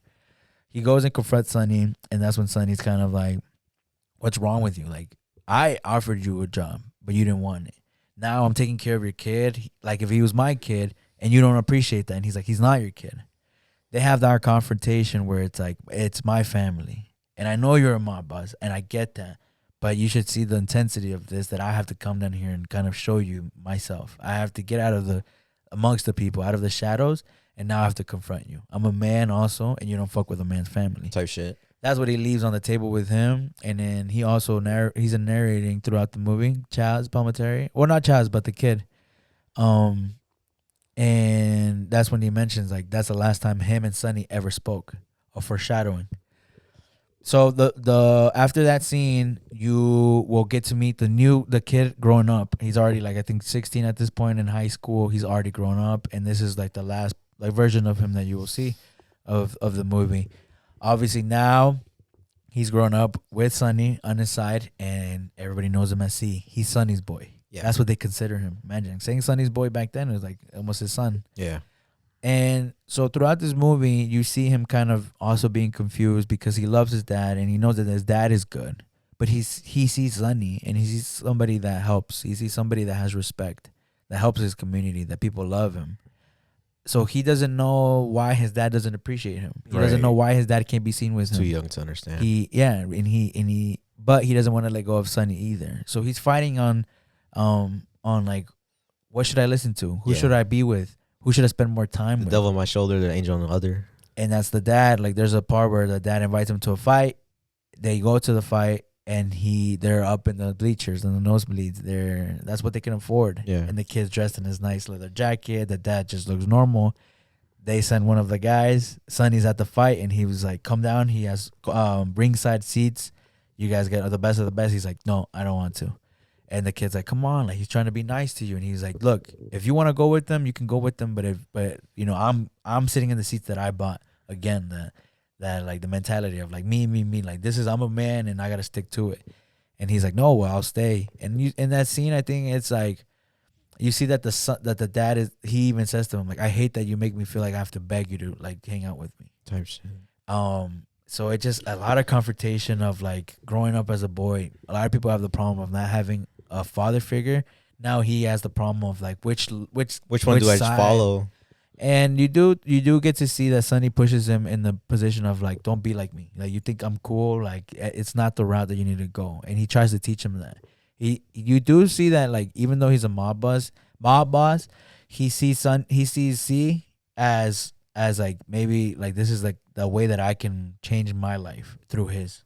And he tries to teach him like he asks him, would you rather be hated or loved? And he feared or loved. And he says fear, because you can do something bad to the people that you love. But with fear, you know, they have some consequences if they deny me or they deny my loyalty. He's like, I treat them good, but I don't treat them too good that they don't need me. And he's like, I know I'm not the funniest in the room. And I know that whenever I say something, they all laugh. I know that. He's like, I know I'm not that funny. But that's where it shows you that like fear will drive a man to do something that maybe he wouldn't do for somebody else. And again, like he's just picking up all of this knowledge where it seems a little manipulative, but he's trying to help him into like growing him to the man that he believes he could be. Sonny to Caladro to see. And so the movie continues with also him falling in love with a girl that's black. So now he's Italian, falling in love with a girl that's black in the 60s. Oh, that would have been trouble back then. You see that Sonny favors that because he's like, fuck what the world thinks. He already is like the guy who like is he likes the benefit of the doubt, and he plays that very well. What does his dad say? Where he's like, why can't you find a girl that of your kind? Why can't you find a girl your race? So now you also can see that the good side can have bad to it, a hate, a segregation, where he's like, Dad, how can you say that? It's like nobody's perfect. Yeah. And now he sees like, damn, my dad could be wrong and Sonny could be like, so that again, he's just so confused of like, what side am I playing? And he's growing. These are his formidable years. He wants to have the good life of being a mob boss, where Sonny's like, don't focus on that. Focus on becoming a better person. And he's trying to hold his. Even Sonny's telling him that. He sees that he's getting too crazy. He's hanging around these kids that want to be like them, and they're all like focused on the fact that like we got to be the craziest, we got to be the baddest, we got to push the quote. But that's not the most important. That's not what he was trying to get to him. So towards the end of the movie, you see that Sonny messes up on believing that he would have done something to kill Sonny. That C put him in a situation. C takes that into like, fuck you, like I can't believe you would even like not trust me, like how can you not trust anybody, and leaves that situation where the dad also comes in. He sees him getting bullied by Sonny at this point, and you see Sonny turning into the man he really is. Yeah, on C. So once they both leave and he gets picked up by his friends that again Sonny doesn't like, because these kids are like the worst. They don't know what they're doing. But he ends up following him because it turns out that the girl is real. It turns out that the car wasn't, that somebody else had planted whatever was going to kill him in that car. And it wasn't Sonny. I mean, it wasn't C. He goes and gets him out of the car. The kids are like, bro, come on, like let him. He's with us. He's like, shut the fuck up and like leave him alone. Those kids were actually on the way to pay like a payback to the black kids who would go through the neighborhood. One of those black kids was the girl that he falls in love with her brother. Oof. So luckily, he's able to find out what they were doing. He meets up with the girl again because she goes and finds him. That's how Sonny knows that she's real, because he was like, was she even real? Was there a Jane? That's the girl's name. And he's like, I can't believe you would think I would lie about her. Right. But once he tells him he finds out like she believes him, she forgives him. He's like, fuck, like my friends, like your brother, like everything could happen. They're running to the scene, and it turns out that like while the kids were about to throw they have the Molotovs, the bottles and everything. One of the black kids ends up throwing a Molotov into the truck back into the car, and all the kids light up on fire. Damn. And everybody survives in the store. It was a hate crime, but everybody survives. The store gets burned down, but the kids die. By the time they get there, they just come to find like the car is burnt to a crisp, all the bodies are on the floor, and everybody's kind of looking at him like, "What are you doing?" He's the only pale face in the whole neighborhood, and the brother kind of like sees her with him, and he's kind of on their side. He's like, "You gotta go," and when he realizes what happened, he has a realization. He's like, Sonny saved me. Like he pulled me out of here, man. I gotta go talk to him. He leaves her. He's running back, and he's just kind of like thinking the whole time. It shows him running, and he's going back to the bar that he owns, and everybody's there. Finally, he sees him from afar, and he's like, Sonny, like I see you, and he's like, hey, like see, like come on.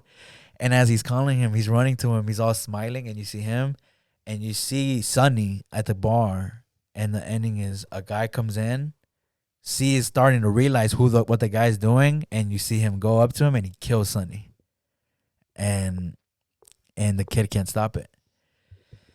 So the ending is basically shows everybody gets to the funeral. He gets to kind of decompress a little bit. You see that he's bummed out, and he gets to be the last guy because it's Sonny's son, like Sonny's boy. Yeah. And he's kind of just looking at him. And in the scene comes in Joe Pesci, which turns out that he was the guy that was getting beat up in the beginning. That's who Sonny killed the guy for. And it turns out that the guy that killed Sonny was the son of the guy that got killed. Oh, damn. And that's the ending where he kind of like tells him like, I'm going to be taking care of things around here, but just know that like he talked a lot about you and he loved you. And he believes that you're you're ready to go. You're a good guy. And so that movie was actually based on a play that Charles Palminteri wrote, and is a one-man play, and he still does it to today. Oh wow, really? To A this 1 day. minute play? One-man play. Oh, 1 man. He I was gonna say, plays- how the fuck he do that in all of 1 12 minute? characters in the play by himself. Damn. So that's the end of the movie, and that is an actual story that happened to him in real life. Yeah. His real name is Caladro. Chaz is just his like actor name. You're talking about the guy who plays Sonny, right? The guy who plays Sonny. Yeah, I think I heard that about that. I haven't seen the movie myself. I think this is Great movie. This is the first movie. No, never mind. Mi Familia is the first movie that you said that I haven't seen, but I haven't seen this one either. I heard a lot of good things about it. I think I should probably watch it soon. I definitely recommend it. You can find it for free again on YouTube. It's just gonna be one of those movies that people put up. It's probably like a random page. You can look up Bronx Tale for movie and it should come up. And that's one of like my favorite facts about the film is that like he wrote that when he was like over 30. So he wasn't even a young writer or even have ever been directed. And then what I love about that part is that like it took him a couple years and over like $1 million in offerings for them to like kind of give up, and because he fought for the film for him to be Sonny. Yeah. They didn't want him. He wasn't a good actor. Right? Not that he wasn't a good actor. He wasn't a big name. Yeah. And they could see this movie being like, they already knew that this movie was like breakthrough. It had to be great. Yeah. As he's saying no, all these years, he keeps evolving, like evolving in the film and in the play, making it better. Now he's on Broadway. Now he's performing. Like he's getting his name out there. And on one of the shows, I think Robert De Niro shows up as an audience. He doesn't come up before the show. He watches the whole show. His intentions were to go and convince him to sign and be like, come on, like I want to be a part of it. We'll back it up. And he was going to be Sonny. Whereas he watches the whole play, goes to the dressing room, meets Chaz, and kind of tells him like, I'm here to tell you that I'm going to back your movie and I'm going to try to get it, like we're going to get this produced, but I need to be Sonny. And in that conversation, he ends up convincing him to take the father lead. Yeah. And that's where you kind of see like he earns his spot as Sonny, and then people to this day obviously like will always see Chaz Palminteri as Sonny. As that guy. He's gonna be that guy, and that's what it was. That's what he wanted it to be, because he wanted to show himself of how he saw that mob boss when he was a kid. Because this movie is based on him. Yeah. This play is based on him. And yeah, that's like one of my fun facts is like, yeah, like this is a real story and it's a one-man play that he still does today. Like if you listen to his podcast, he still promotes like the shows. He's in his 70s, I think. Damn. But he's very active. He's into it. He has another show right now out with, I forgot what that actor is called, but it's called I think The King of Harlem. I think it's on Stars or Hulu. I forgot which one he said. I don't know. And so yeah, like Bronx Tale, that's what it's about. I think it's a very, again, it's a character development film where you see the kid like having all of those different attributes of both the good and bad of the guys that he sees as father figures. Yes. And he's trying to figure out where his place is in the world, what he's supposed to think, what makes him a great man, because he doesn't like this part about his dad, and he knows that he's not supposed to like a lot about Sonny. Right. It's just very conflictive, and I think for men, I think it shows a lot. He talks about love in his perspective, Sonny, and how he's like, you love who you love and you don't think about it. He also has this rule of like, we each get 3 good women in my life, and he's single at that point. He's like, you never basically had a girlfriend, and he's like, I already had my 3. So you see like the way that love was perceived back then too, how they actually had their own ideology of what we should see as men, as love, how you talk to a woman.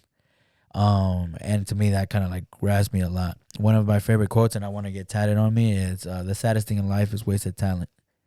And that to me just shows you what the movie really is about, how he sees as his way out, and maybe as a payback of like how he would have fixed his life. Right. And it's too late for me, but it's not too late for you. Yeah.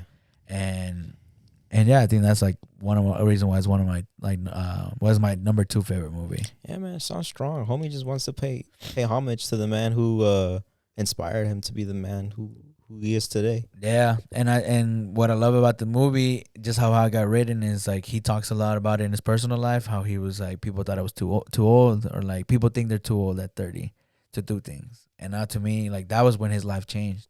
Before that, he was just he was in a band. He was just like a rock like punk guy. Even though being Italian, he was very influenced with American music.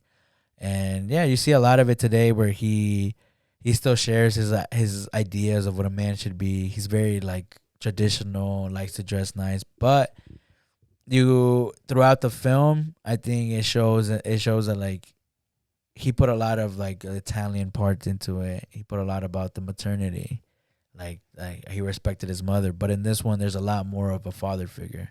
Yeah, more like a focus fight on for it on the father on the father side and the of two sides on the of father. it. Yeah, with the mother, like it's a very soft-spoken woman. She's the father's the lead of the family. So you don't really see a lot about women in that movie. So I think it's very more for men growing up and like how we could kind of get lost in what the world would expect of us. Yeah, it's very relatable across all cultures. I think so. For sure. And so that's my number 2. It's a very good pick. I haven't seen it myself, but I'll be sure to check it out. I always found it funny how Robert De Niro isn't like the bad dude in the movie, like the gangster guy. Yeah. Because in most of his movies, he's like, Right. the gangster dude, And he's very, very strong. Where here, it's not that he's pushable, but they make him out to be like kind of like you're just a nobody. Yeah. Like there's a part where the kid tells him that, like you're a nobody, you know. People forget that he's versatile though. Like he played a nobody in Taxi Driver. Oh, okay. Yeah, that movie's I haven't watched that movie. That sounds good. great movie. Martin Scorsese, Robert De Niro, main character. I need to watch that one. Very good. But yeah, that's my number 2. So now we're gonna get to the nitty gritty, man. Dude, number 1 pick, dude. Oh, man. We're at 248. Oh my god. Did it stop? Did it? Oh, I don't know. You probably just moved. I don't know. It probably moved a little bit on your headphone. Can you talk? I can hear it. Yeah. Okay, wait. Hello. Can you hear me? Ooh, Yeah. that would have been terrible if it just cut off right there. No, it's still recording. Good. The camera's still showing. They're trying to bring us down. Nah, bro. Right before number 1. What's your number 1, bro? Let's get to it. Oh, man. So my number 1, I think I told you like, we're talking about our movies, but not really talking about our movies before the podcast started. I said one of them was boring because it's so cold and calculated. Okay. The director is Michael Haneke. He's an Austrian director. Dude, all right. He's probably, again, one of my favorite directors up there with Alfonso Cuarón. But think about Children of the Men and how I was like, it's so like, full of like detail in life and all this, and it's so heavy-handed. Michael Haneke is on the complete opposite of that. He's so cold. He doesn't give you anything. he tells you, hey, you're watching this movie, right?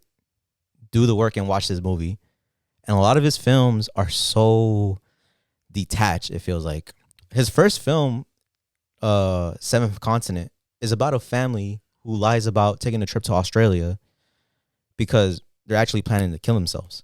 And it's a really, really heavy movie. I haven't seen it myself. I really want to watch it, but I've seen a lot of his other movies. He likes to just deconstruct movies themselves, you know? He likes to take away what makes a movie and does his own thing, and it just works. And meanwhile he's like so, I would say this one, bro, this one is kind of pretentious, but it's still so good, bro. It's so good because like I feel like once you get to a certain level of like movie watching, you'll appreciate his movies a lot more than if you just were sitting down one day and just watched any one of his movies. Because honestly, he's a very harsh director. He's a very harsh director, but a very talented, and he has a lot to say in his movies. And the way he says it, he kind of, you know, like I said, makes you do the work a lot of the time. And it's rewarding, you know. A lot of movies, they kind of already grab you. You're kind of sucked into them. But a lot of other movies, you have to give yourself to it in order for you to appreciate it. And this one, I think, is a very good, it's a very high regarded film in like inner circles. Honestly, bro, it's one of my favorite movies because it's so, despite everything that I said about him, how him being cold, detached, calculated, it's still really relatable. And the movie I'm talking about is Piano Teacher, 2001. But the French title is Oh fuck yeah! La Pianiste. Have you watched it? Is it the one with No, never mind. I don't think You're thinking about The Pianist. Probably With that's a whole nother movie, I think. Right. But I'm talking about The Piano Teacher. The Piano Teacher. The Piano Teacher. I don't know where the fuck to start with this movie because it's a character study, the best way I can put it. It's about this French piano teacher who works at a high class school and falls in love with one of her students, right? Now, to a lot of people, that might seem kind of boring and cliche, like, oh, I've seen this movie 1,000 million times. But you get to like know this piano teacher. You get to see her relationship with her mother. Her mother is really overbearing to the point where the piano teacher is like 40 years old, damn near 50. She still lives with her mother, and her mother is like, where are you? You know, where have you been? You know, she's still overbearing, very manipulative, and she has to deal with that. And because of that, the way she was raised and how she still continues to deal with that, the piano teacher is still, her name is Erica. She's still, I don't know, detached from everybody else. My bad. And it shows in the way her teaching. She's very harsh. She's very like, she critiques her students a lot, you know. She's very mean. And she's so like detached from the rest of the world. Like she's like her. I don't know. It just feels like she's very inhuman. But later, early on in the movie, you get to see her looking out a window, looking into the city of Paris. And the window is like small in the frame. The window itself is pretty big, but in the frame it's very small. And you see her just looking outside, and you could tell she's longing for something. She's longing for normalcy. And behind her is this big piano. It's overbearing because her mother wanted her to become the best pianist ever. You know, she didn't turn out to be the best pianist ever. She's just a teacher, but her mother still expects the best from her and critiques her in every little thing she does. And you're watching this movie and you get to know the character. You get to know the mother and her little, you know, idiosyncrasies. The way the actress portrays her, I think her name is Isabella Huppert. She's a great actress because the character herself, she barely emotes. Like, she's straight face. But she has very little tells. Her smile is really faint, eyes twitch. It's like very small tells, and it says so much about her emotions within the scene. And she plays it phenomenal. One of the best actresses I've ever seen. But okay, back to the movie. You're getting to know this character, and you're just like, okay, well, I mean, okay, I'm getting to know her. Nothing's really happened. Why the fuck am I watching? Because she's so detached, you have nothing to really be biased of. In a way, I would say she's so detached. You don't really have anything to relate to with her. That's what I'm saying. Like, there's no bias. Like, I can't even say if I hate her or if I like her or if I even like this movie so far. She does come off as dislikable, You see? and then you're kind of wondering like, why am I watching this movie? Exactly. Like that's this what is it just sound like kind of, you know, in a way, if you watch it in the first 20 minutes, you're kind of bored. I think that's what it's supposed to be. yeah. I think he portrays that because it's like, okay, 20 minutes, you can't handle 20 minutes of this. This is the rest of the movie, bro. Like, you're going to have to watch, this is the whole movie. Watch the whole movie with me, I feel like is what the director is saying. So 20 minutes in, the piano teacher, goes out. Her mother gives her shit. She goes out to do a rehearsal. She's so engulfed by, you know, the music world. That's all she cares about really is music, music, music. And she's very judgmental to people who don't appreciate music. And it makes her even more detached from others. She goes out after the recital. She goes into the mall. And you see her walking into the mall. And you're like, okay, well, she's walking in the mall. And you see her walking into a video store. And you're like, all right, well, she's in a video store. But then you realize the video store is a pornographic video store. And you're like, okay, well, why is she there? And then you see her like go to the back of the video store, and you see her standing, trying to open the door, right? And then she can't open the door because it's occupied. And then there's people staring at her like, what the fuck is she doing here? Like people are kind of like, she has like this negative like energy. Like she's like a little like, I don't know, like Like, as she's walking, people are just kind of like, yeah, are annoyed by her even. yeah, she's kind of like a bitch, really. Honestly, and then she gives off this like negative energy. She's so like uptight. She thinks she's better than everybody I already else. don't like this movie. This part of the movie. Yeah, you already don't like her, and that's what it's supposed to be. She goes to the back of the porn shop. People are looking at her like, what the fuck is she doing here? Like, Especially a woman being in a porn shop. yes, exactly. That already is a contradiction. That's kind of its like own. what's going on here. And then there's other women too in there, but they're with your partner. So it's like she's kind of still the odd. Even though there's other women, they're with their partner. So she's like still the odd person out. And it's very subtle the way he shows that, but like you look into the scene, you kind of get that out of it. So basically, the dude leaves like the booth, right? And it's a booth where like you can play like a porno video, and she plays like some like really pornographic video. She sits there, she grabs a used tissue, and she starts sniffing it. Oh my god! And then you're like, what? No, I really don't like this girl.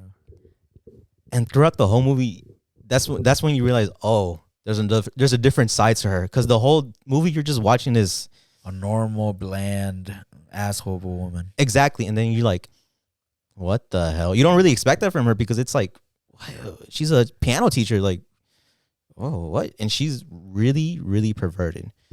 So the other thing besides classical music, you know, that's how she judges people.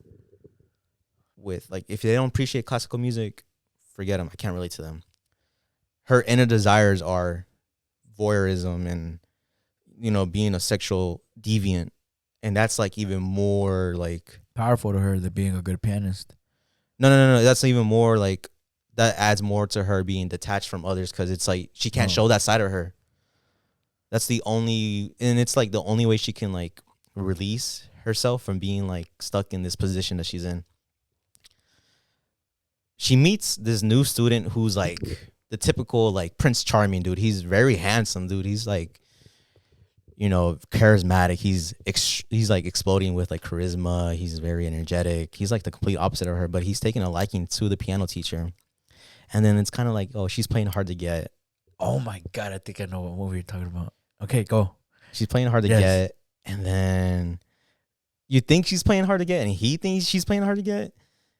but it's really like her unable to open up and be able to fall in love because she doesn't really know what that is. Because her whole life, she thinks like love is some different thing from her mother, who's very controlling, and She just has a messed up perception of what love is. she's very messed up. But she's so, because of that, you start to sympathize with her, empathize really, and you start to see like you start to feel pity for her, and you start to feel kind of,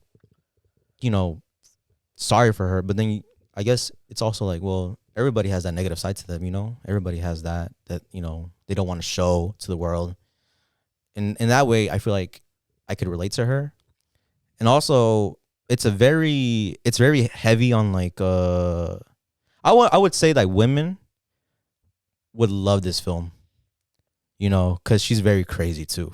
She's very crazy. Shout out to the women out there, but they'll love this film because it's very crazy. Because it really does go into the psychology of like this woman, and dude, like, So what does the dude do? the dude just like chases her, and he thinks like, oh, she's playing the hard to get, but then he fucks up because he gets too deep into it, and it's okay. They're at a student recital, right? And she sees one of the students that she teaches, get not really too close, just like laughing at a joke that the dude says. You see her like her jealousy form up, and then like I said, the movie's like this movie is slow, dude, but it's one of those movies that you gotta put the work in to watch it, because then it's really rewarding with what it has to say. But it's really slow, and it shows her like leaving, and it shows her like damn, I'm fucking jealous, and she doesn't know what to do with that emotion, and like the camera like is behind her, and she's sitting like forward, so she's not facing the camera. Another reason why she's a great actress in the movie is because she emotes a lot without even showing her face. And you can see her thinking about something, and you don't know what she's thinking. And then she grabs a piece of glass, like a wine glass, and then she grabs like, I don't know, like a cloth, and then she wraps the cloth around the glass, and then she breaks it, like in a bar mitzvah or whatever it's called. And Bar mitzvah, yeah. Yeah. And then she puts it in the girl's pocket in her jacket. So whenever like she gets a jacket, she puts her hand in it, and then her hand fucks up. Later on, that's what happens. And then dude realizes like, oh, she did that because she actually wants me. She got jealous. And she goes to the piano teacher goes to the bathroom, and they talk, and then they start kissing, and You think like, oh, this is where she realizes like, she can be a better person, and she falls in love. No, this is where he realizes he has control over her. No, he has no control over her, and she's depraved. Oh. She's depraved. Like, she's like sick. You know what I mean? In the head.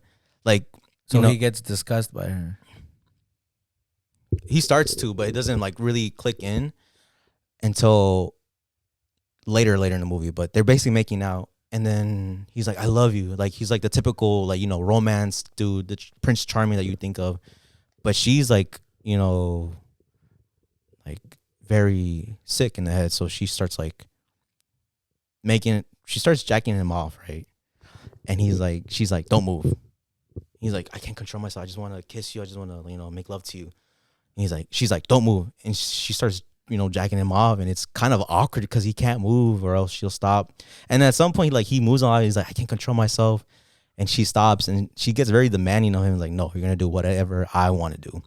And he's like, you can't just leave me like this. This is terrible. Like, you can't do this to a man. That scene is so powerful. I think I'm doing it in injustice. But then the movie starts to, like, break down her character and his character.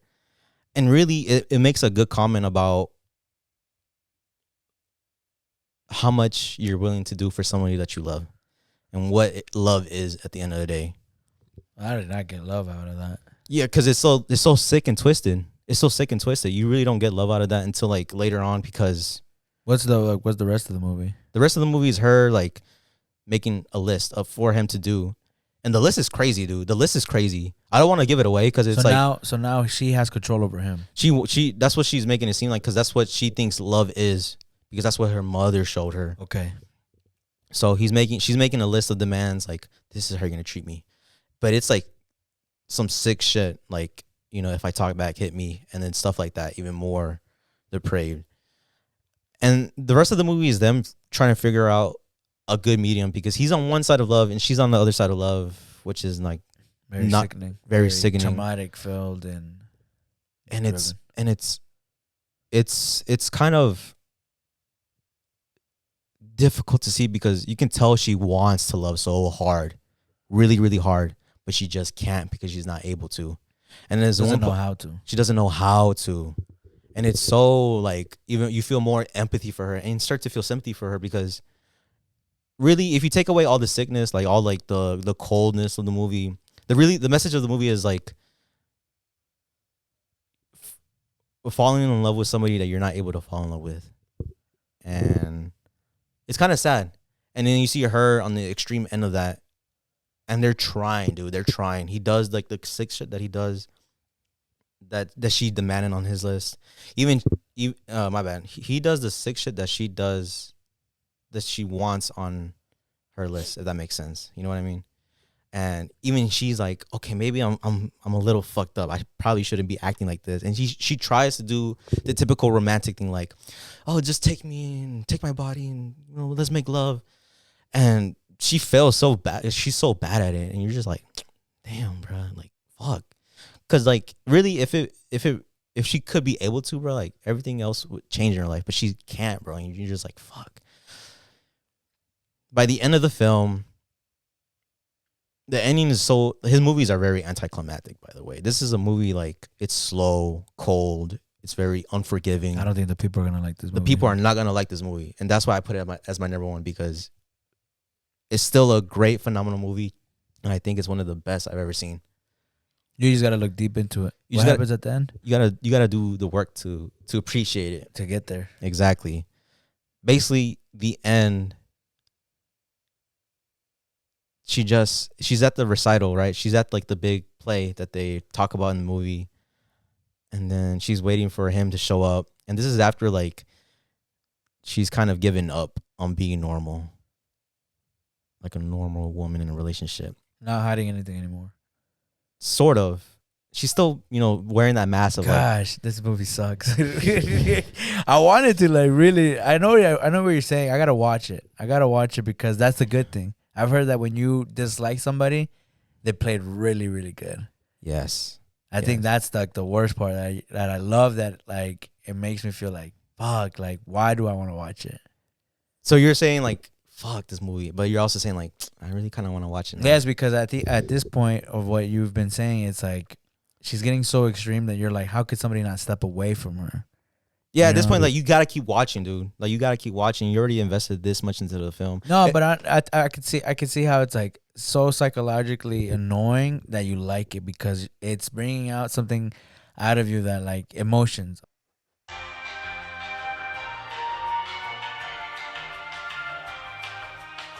Back. Sorry for technical difficulties. They try to take us down again, you know. They don't want us talking about some real shit. No, so the movie, I get it, and I think I'm liking that part about it. Like I said, like, I don't know why I'm not liking her, but I could tell how it's like a very like you're excruciating like the emotional part of a human at this point, because you don't know if like I hate her or Like, yeah, like I said, it's a very, you know, character, not your typical movie. yeah, heavy driven movie, and it's very, very I would say like it's a movie that does everything a movie doesn't usually do, and does its own thing, and it just succeeds with flying colors. Like you said, like in the beginning, you understand that the whole assignment of this movie is like you gotta just sit and watch and just try to trust the process. Exactly. And also I feel like, look, Old Boy and Piano Teacher, they're foreign movies, you know. I feel like that's a barrier a lot of people have with movies. They don't like reading subtitles, which is unfortunate. I think you're missing out on a lot of good films by doing that. But this one is really rewarding, but it's challenging. But despite all that, it's a great watch. Nice, The Piano Teacher. And your favorite scene, what would you consider it? Oh man, that's a there's a few in there. I really like the bathroom scene. the one where like, you know, they finally kiss, but then it doesn't turn out how it would usually turn out in any other movie. And the scene where like I described, where she puts, like, right before she puts the glass in the girl's coat, you like, it's just a shot of her thinking. You know, she's not really doing much. She's like, it's like her back turned against the camera. She's like, not, that's how you say like she can emote like emotions without you really seeing her. Yeah, and it's. I think that's also plays a lot into the director role of like, we gotta use as much as we can with what little we have. Like, they're giving a little bit of who she is. That's why you can't really figure out who she is in the beginning. Yeah, it's very hard. It's like, you know, it kind of plays into the movie as well, because she has like all these walls up, and it's hard for anybody around her and, you know, the audience to really relate to her at first. But throughout the movie, you start to like really understand her. And really you would consider this like a character development one too? I think most of my movies are. That's what they are. Yes, because the ending is you can see the ending is very anticlimactic, like I said before, and it's very like, that was it, and you don't really know what to get from it. So, do you want me to tell you the ending? Yeah. So basically, you know, she's waiting for Dude to show up, and this is after, you know, they had their troubles, and she's kind of already given up, you know, trying to be this normal person, and he's waiting for her, or she's waiting for him. I mean, she's waiting for him. She sees him, and he's like, "I can't wait for you to play." Just runs right past her, and, you know, and she starts, you know, tearing up, and she feels hurt, and then she grabs a knife from her purse, and then she just stabs herself, and then she just walks away out of the building.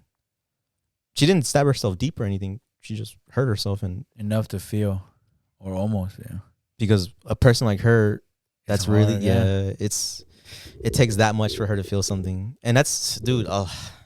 She's very emotionless, and the only way she can emote is with pain, and it's hard as watch, but it's so good, dude. It's so good. And that maybe that's why you like it so much, because it pushes more of like what the norm is. It pushes the limits. Damn, for sure. I said that earlier in this episode, but that one really just fucked with my head. No cap. Yeah, And I think that's good about it. I need to watch that one. I think I'm interested enough in film to push myself to watch it and really understand it. that one's on HBO. HBO like Max. HBO Max. Yeah. Nice. Yeah. All right. The piano teacher. Yeah. Shout out to Number one for Mr. Tony. sir. Shout out to Mikhail Haneke. Mikhail Haneke. Let's go, man. Yes, Number sir. one. All right, so we're reached close. Let's go, to them. Pep.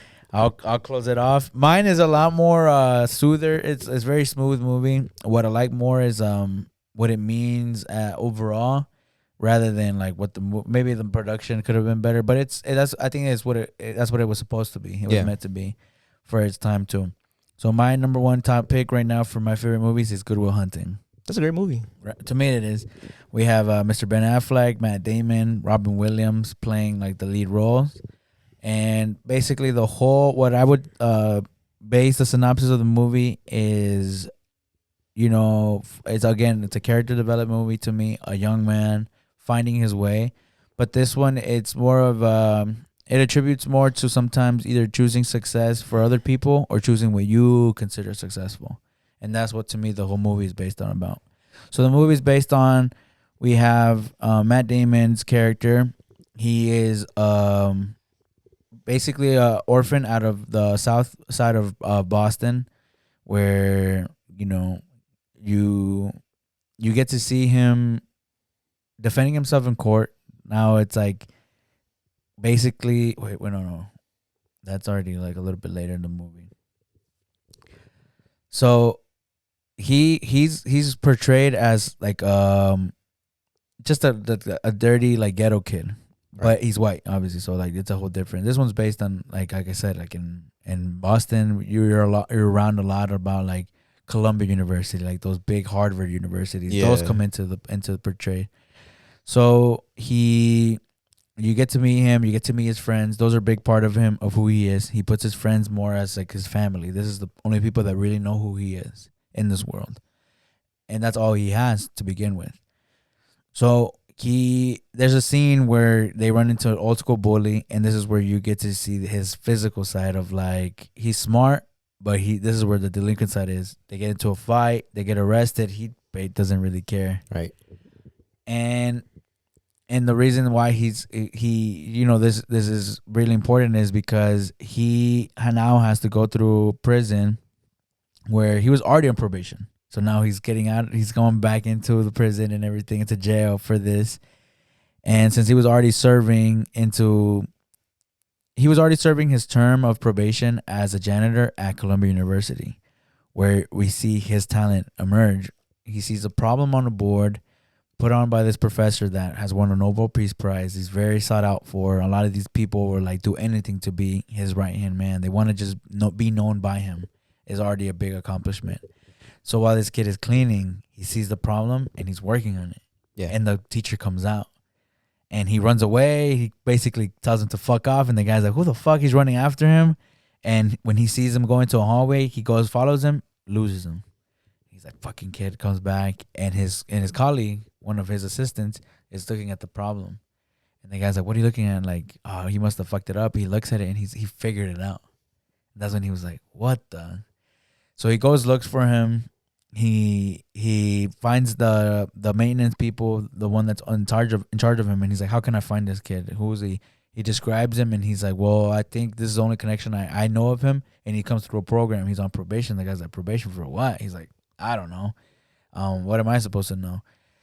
So when he finds out who he is and what's happening, now you meet him. Obviously, they meet face to face when he's like, fuck, this kid's already fucking up again because he got into that fight, and he's in prison. So the reason why I say like you gotta choose success and what you feel like is successful is that I love that this movie has a lot to do with love too, and how he's kind of like getting comfortable with it. And there's a girl that he meets in a bar. He gets to show his intelligence confronting a bully that was trying to make fun of his friend. The girl falls in love with the fact that like how are you smart but you're not a douche like that guy was. Right. And she gets so attached, like not attached to him, but more impressed by him. And there's a scene where she's leaving the bar and she's kind of like, you fucked up on not coming up to talk to me anymore. Like, we should talk again. So throughout the movie, he's falling in love with her, while the professor who finds him in the prison, in the jail, bails him out because he's a Nobel Peace Prize professor. He's using his tricks and tips for like whatever he could use it for. And he's very interested in this young man because he's like, this kid is a genius, just like I was. Right. But he starts to realize like that the kid has a whole different perspective of like what he wants to use his intelligence for. Yeah. And he just doesn't want to use it. He feels like what he can do isn't what his friends find cool or isn't what like he needs in life. He wants to live a simple life because that's the life that was given to him. Where the professor is more like, no, I need to take, in order like for you to get out of serving your jail time in there, you're gonna serve it with me. You're gonna be assisting with me in any of my work. I have a lot of work that we could work on together and figure out and break through sciences, break through math. That's really what they were good at math. Yep. He has a photogenic memory. Yeah. So that's why he's been able to study all these books and he's just so super fucking smart. But his niche is math, and that's what the professor is in. So another one of his requirements for being released from jail was that he was also going to serve. This is where the psychological part, and that's what I love about this movie, is because it introduces psychology and therapy. One of the requirements was that he had to go and attend therapy during the whole process of what this was like, the probation was going to be. Right. He goes through, the professor brings in one of like his colleagues that he considers the top best therapist and even like mind workers in that field, where the kid breaks through all of them, figures out what their flaws are in their practices, and he completely just shits on all of them because he really is that smart, and you can see that arrogance now. So the professor sees that like he's not helping and everything, and he has to come down to the choice of calling this one of his old friends, which is Robin Williams, the therapist.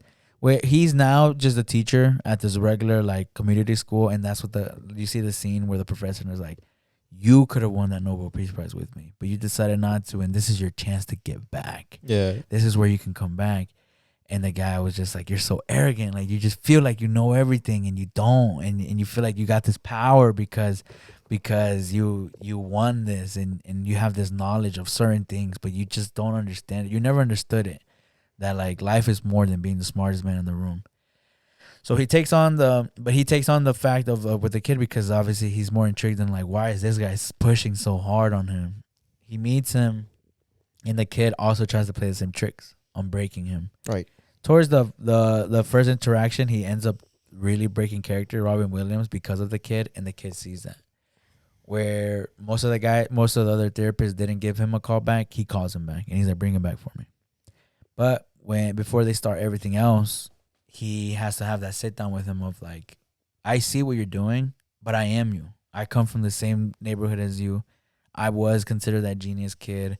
I still am. And you may think you know everything in this world, but trust me, like there's always somebody that knows more than you. Right. So throughout their journey, you get to see that like they start off very bland with each other. Obviously, he thinks he knows everything. He has the arrogance where the professor knows that he has to be very patient, but he also does it by his rules. Yeah. Like for the first session after that meeting, where he kind of tells him like, you don't know everything and you're gonna figure it out with me. They sit quiet for the whole session, and he's like, he just said quiet. He's like, we just said quiet. Well, how long are we gonna keep doing this? And he's like, dude, you gotta. That now it's a professor talking to the therapist behind the kid's back, kind of like bring him again. Like I know what I'm doing. And so yeah, throughout their interaction, you get to see how he breaks through the kid. He kind of starts to figure out why the kid is so defensive, why he's throwing away these opportunities. And in the girl perspective, it also affects too, because his his immaturity emotionally affects that part of his life where he can't connect with a woman. He can't connect with what love is because he's never felt it. And so now it's that living the two lives, and the therapist is the median. The two lives is living with a girl. He's falling in love. She's bringing out I can see the good in you because of who you are. Right. Where the professor is like, no, like you need to come and I see the smartest. Like, you can be great. We're gonna be great together, and you're gonna be able to like see everything that I've wanted to see even too, and we're gonna take over the world basically with knowledge. And that's where you see like that division in the kid, where he just doesn't really know where he's pushing to, and he kind of starts to fuck up on every aspect of his life, through his friends, through the professor, through the girl. He at some point starts kind of like throwing everything away because he's just so conflicted, and the teacher sees that. I mean, the therapist sees that, and there's a very powerful part where he breaks him down by just repeating like, "It's not your fault." Yeah. Like, it's not your fault. It's not your fault.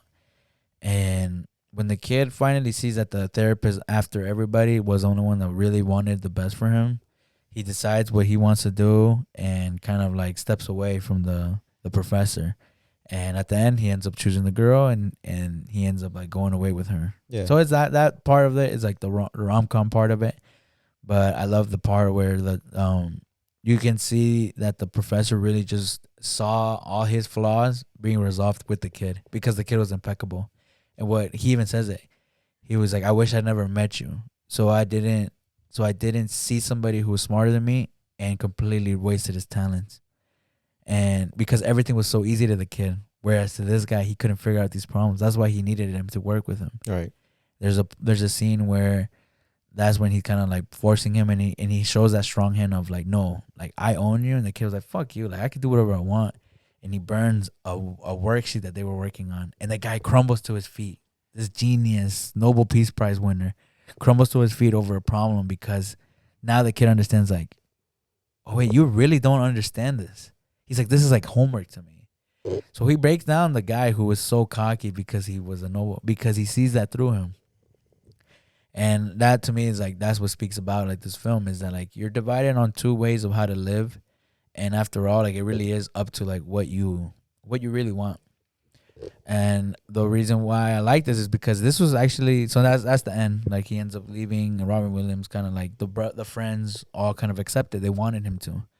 And so now one of the reasons why I enjoy this movie, or knowing like the backside of it, is so this was actually a school project, because Matt Damon actually went to Harvard, and he went for like the writing portion of it, and that was one of his assignments, where he shows it to Ben Affleck, where they were thinking about leaving school already to go play, and I think they already in other films together. That's how they knew of each other. Yeah. So Ben Affleck helps him finish it, and they end up producing it and like actually like making it into an actual film where they play. he plays the best friend, and that's one of the actual like parts too that shows him like this part of your life doesn't want you either. Like you're better off to go through great things because of the fact that like you're blessed to have this prize. That's my favorite scene when he's like, in 20 years, if you're still here, I'm gonna kill you, dude. And that's when you see like he's so confused, like, what do you mean? And he was like, you don't get it. Like, you don't like, belong this here. This isn't that like you're like how he says, like, you're not doing it for you, you're doing it for me, for people that can't. Like, you don't understand that you have this power to do whatever you want, and you want to stay stuck here. Right. That's how blinded he is. That's how much he was so neglected from love and from compassion that he thought that the world, that's what the best what he could be, and he couldn't see that part of himself. My favorite scene is, and not only because of what it means in the movie, but the way it, like, the scene actually flows. So it starts with them in the bed, and they're very quiet. She's very like cuddling him. He has his eyes closed. It probably seems like they were just relaxing, and she's kind of like, because she has to move. This is after like he finds out that she's moving, she's leaving. And he's kind of trying to like enjoy the last bit of it because he understands, like, regardless, I'm not leaving my life for you. Right. At that point. So the scene goes with him. They're laying down, and she's just like, "Come with me." And it's that quiet, and he's like, "What are you talking about?" She's like, "Yeah, come with me." And he's like, "No." And that's when he starts getting up out of the bed, because she's like, "Well, what do you mean?" And he's kind of like, "You're crazy." To the point where it starts building up of like, "No, like, for real now. Now, why are you? What are you not telling me? Like, why don't you want to come? Do you not love me?"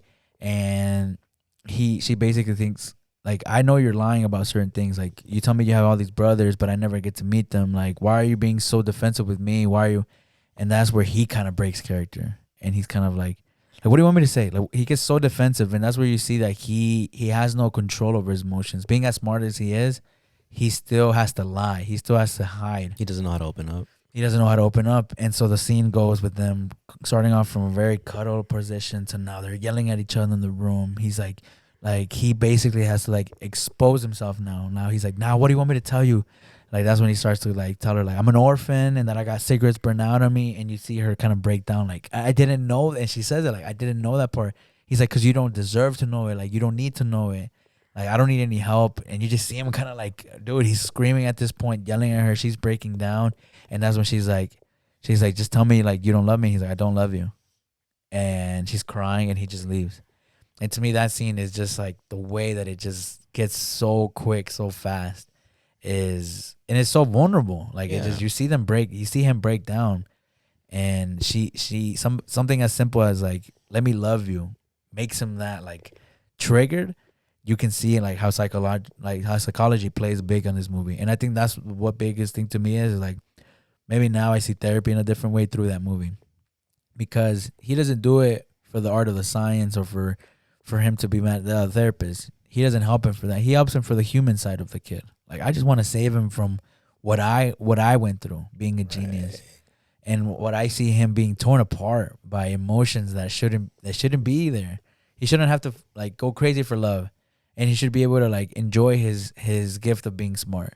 But he can't, because these people are just trying to divide him, or what he feels like is being divided, you know, where like the girl is trying to take him away from what he knows. So that's why he can't leave it. Yeah. He says, I have my friends, I have this, I have my job. And she's like, your job? And he's like, yeah, my job. Like, what do you think we are not all rich. We're not all going to Harvard and everything.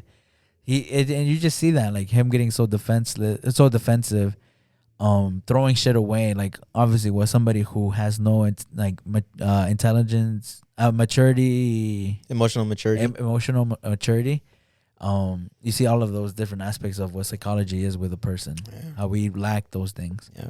And yeah, that's one of my favorite movies, because it has a lot to do with like maybe what we could do to fix ourselves, as in like learn how to deal with emotions, learn how to like accept that like things that we can't control isn't something that we should be crying over. The part where he breaks him down and saying like it's not your fault. It's not your fault. Just him repeating that, and the kid breaking down, completely crying. Now he's in the vulnerable seat. He's crying. He's made everybody cry so far in the movie, where he's just down. And you see the teacher do it, but do it in a way of like, finally, like, you're ready. Yeah. He hugs him and he embraces him, and the kid embraces him. So now you really see him be who he's supposed to be. You see him being accepted. He finally gets that love, that condition. That's why I feel like the therapist is the middle ground of the movie, where he plays like that safe haven for him. I know I'm smart, as smart as you. I know what you know because I also can have photogenic memory. That's a therapist thinking, but I also have I've connected to my emotional, my human side, where he has a love of his life, which was his wife. Even though after she died, he never remarried because that was it. That was all I love.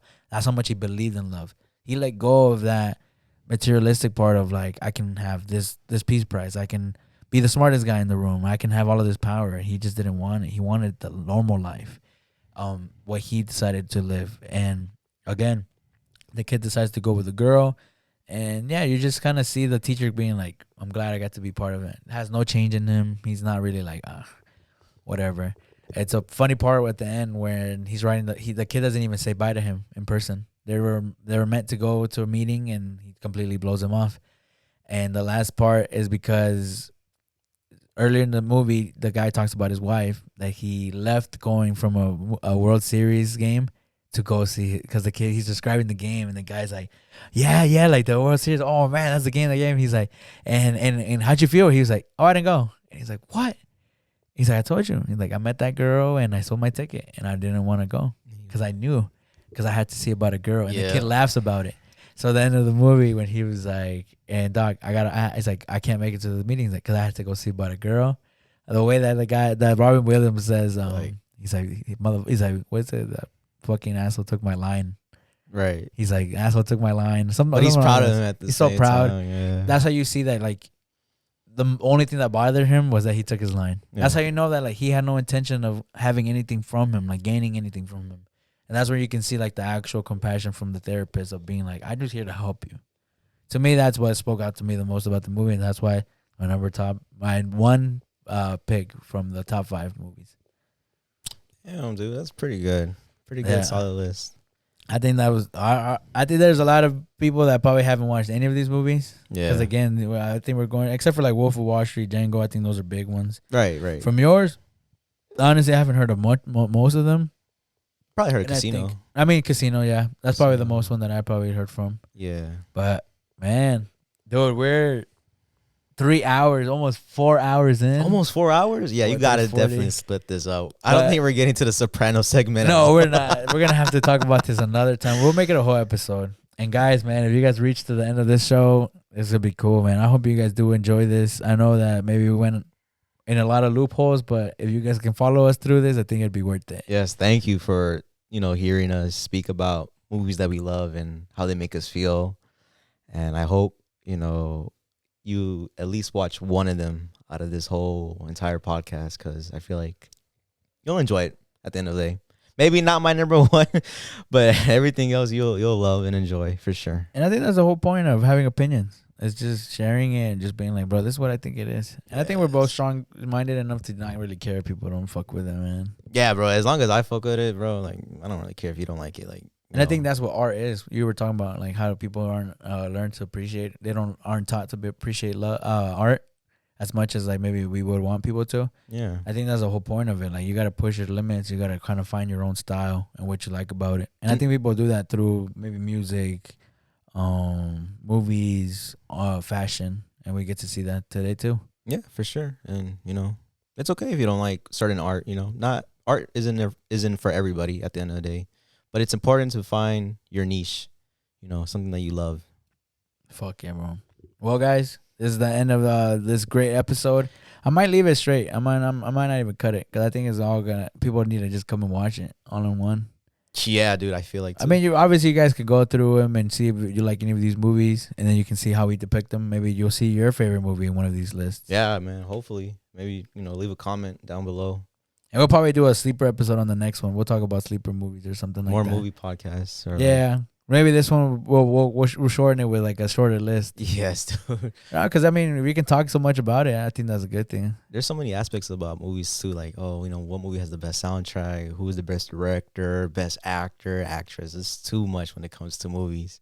But I love it, and we can always talk more about It's a it. good problem. Yes, for sure. Fuck yeah. Thank you, bro, for Thank you. coming on. Thank you for inviting me, man. No, and then this is cool. A lot of people aren't really open to like coming and just talking about personal stuff, like how they like see things. Sometimes their opinions kind of matter to them, and they feel like if the people judge it, they don't want to go through that. Yeah, I'm gonna be honest, it was very frightening to like open a message and be like, I do want to go, but I don't really get a chance like this. Nobody does. Nobody. Yeah. That's what I love it, that like we get to do something that a lot of people get to see. I feel like maybe a lot of people have asked me like, what are your favorite movies? And I tell them why, and people like it. So they'll probably watch this and kind of like, hopefully you guys understand what the movies are when we explain them. In the moment, we know what we want to say, but I feel like it's just kind of like we're telling it to you how we process it.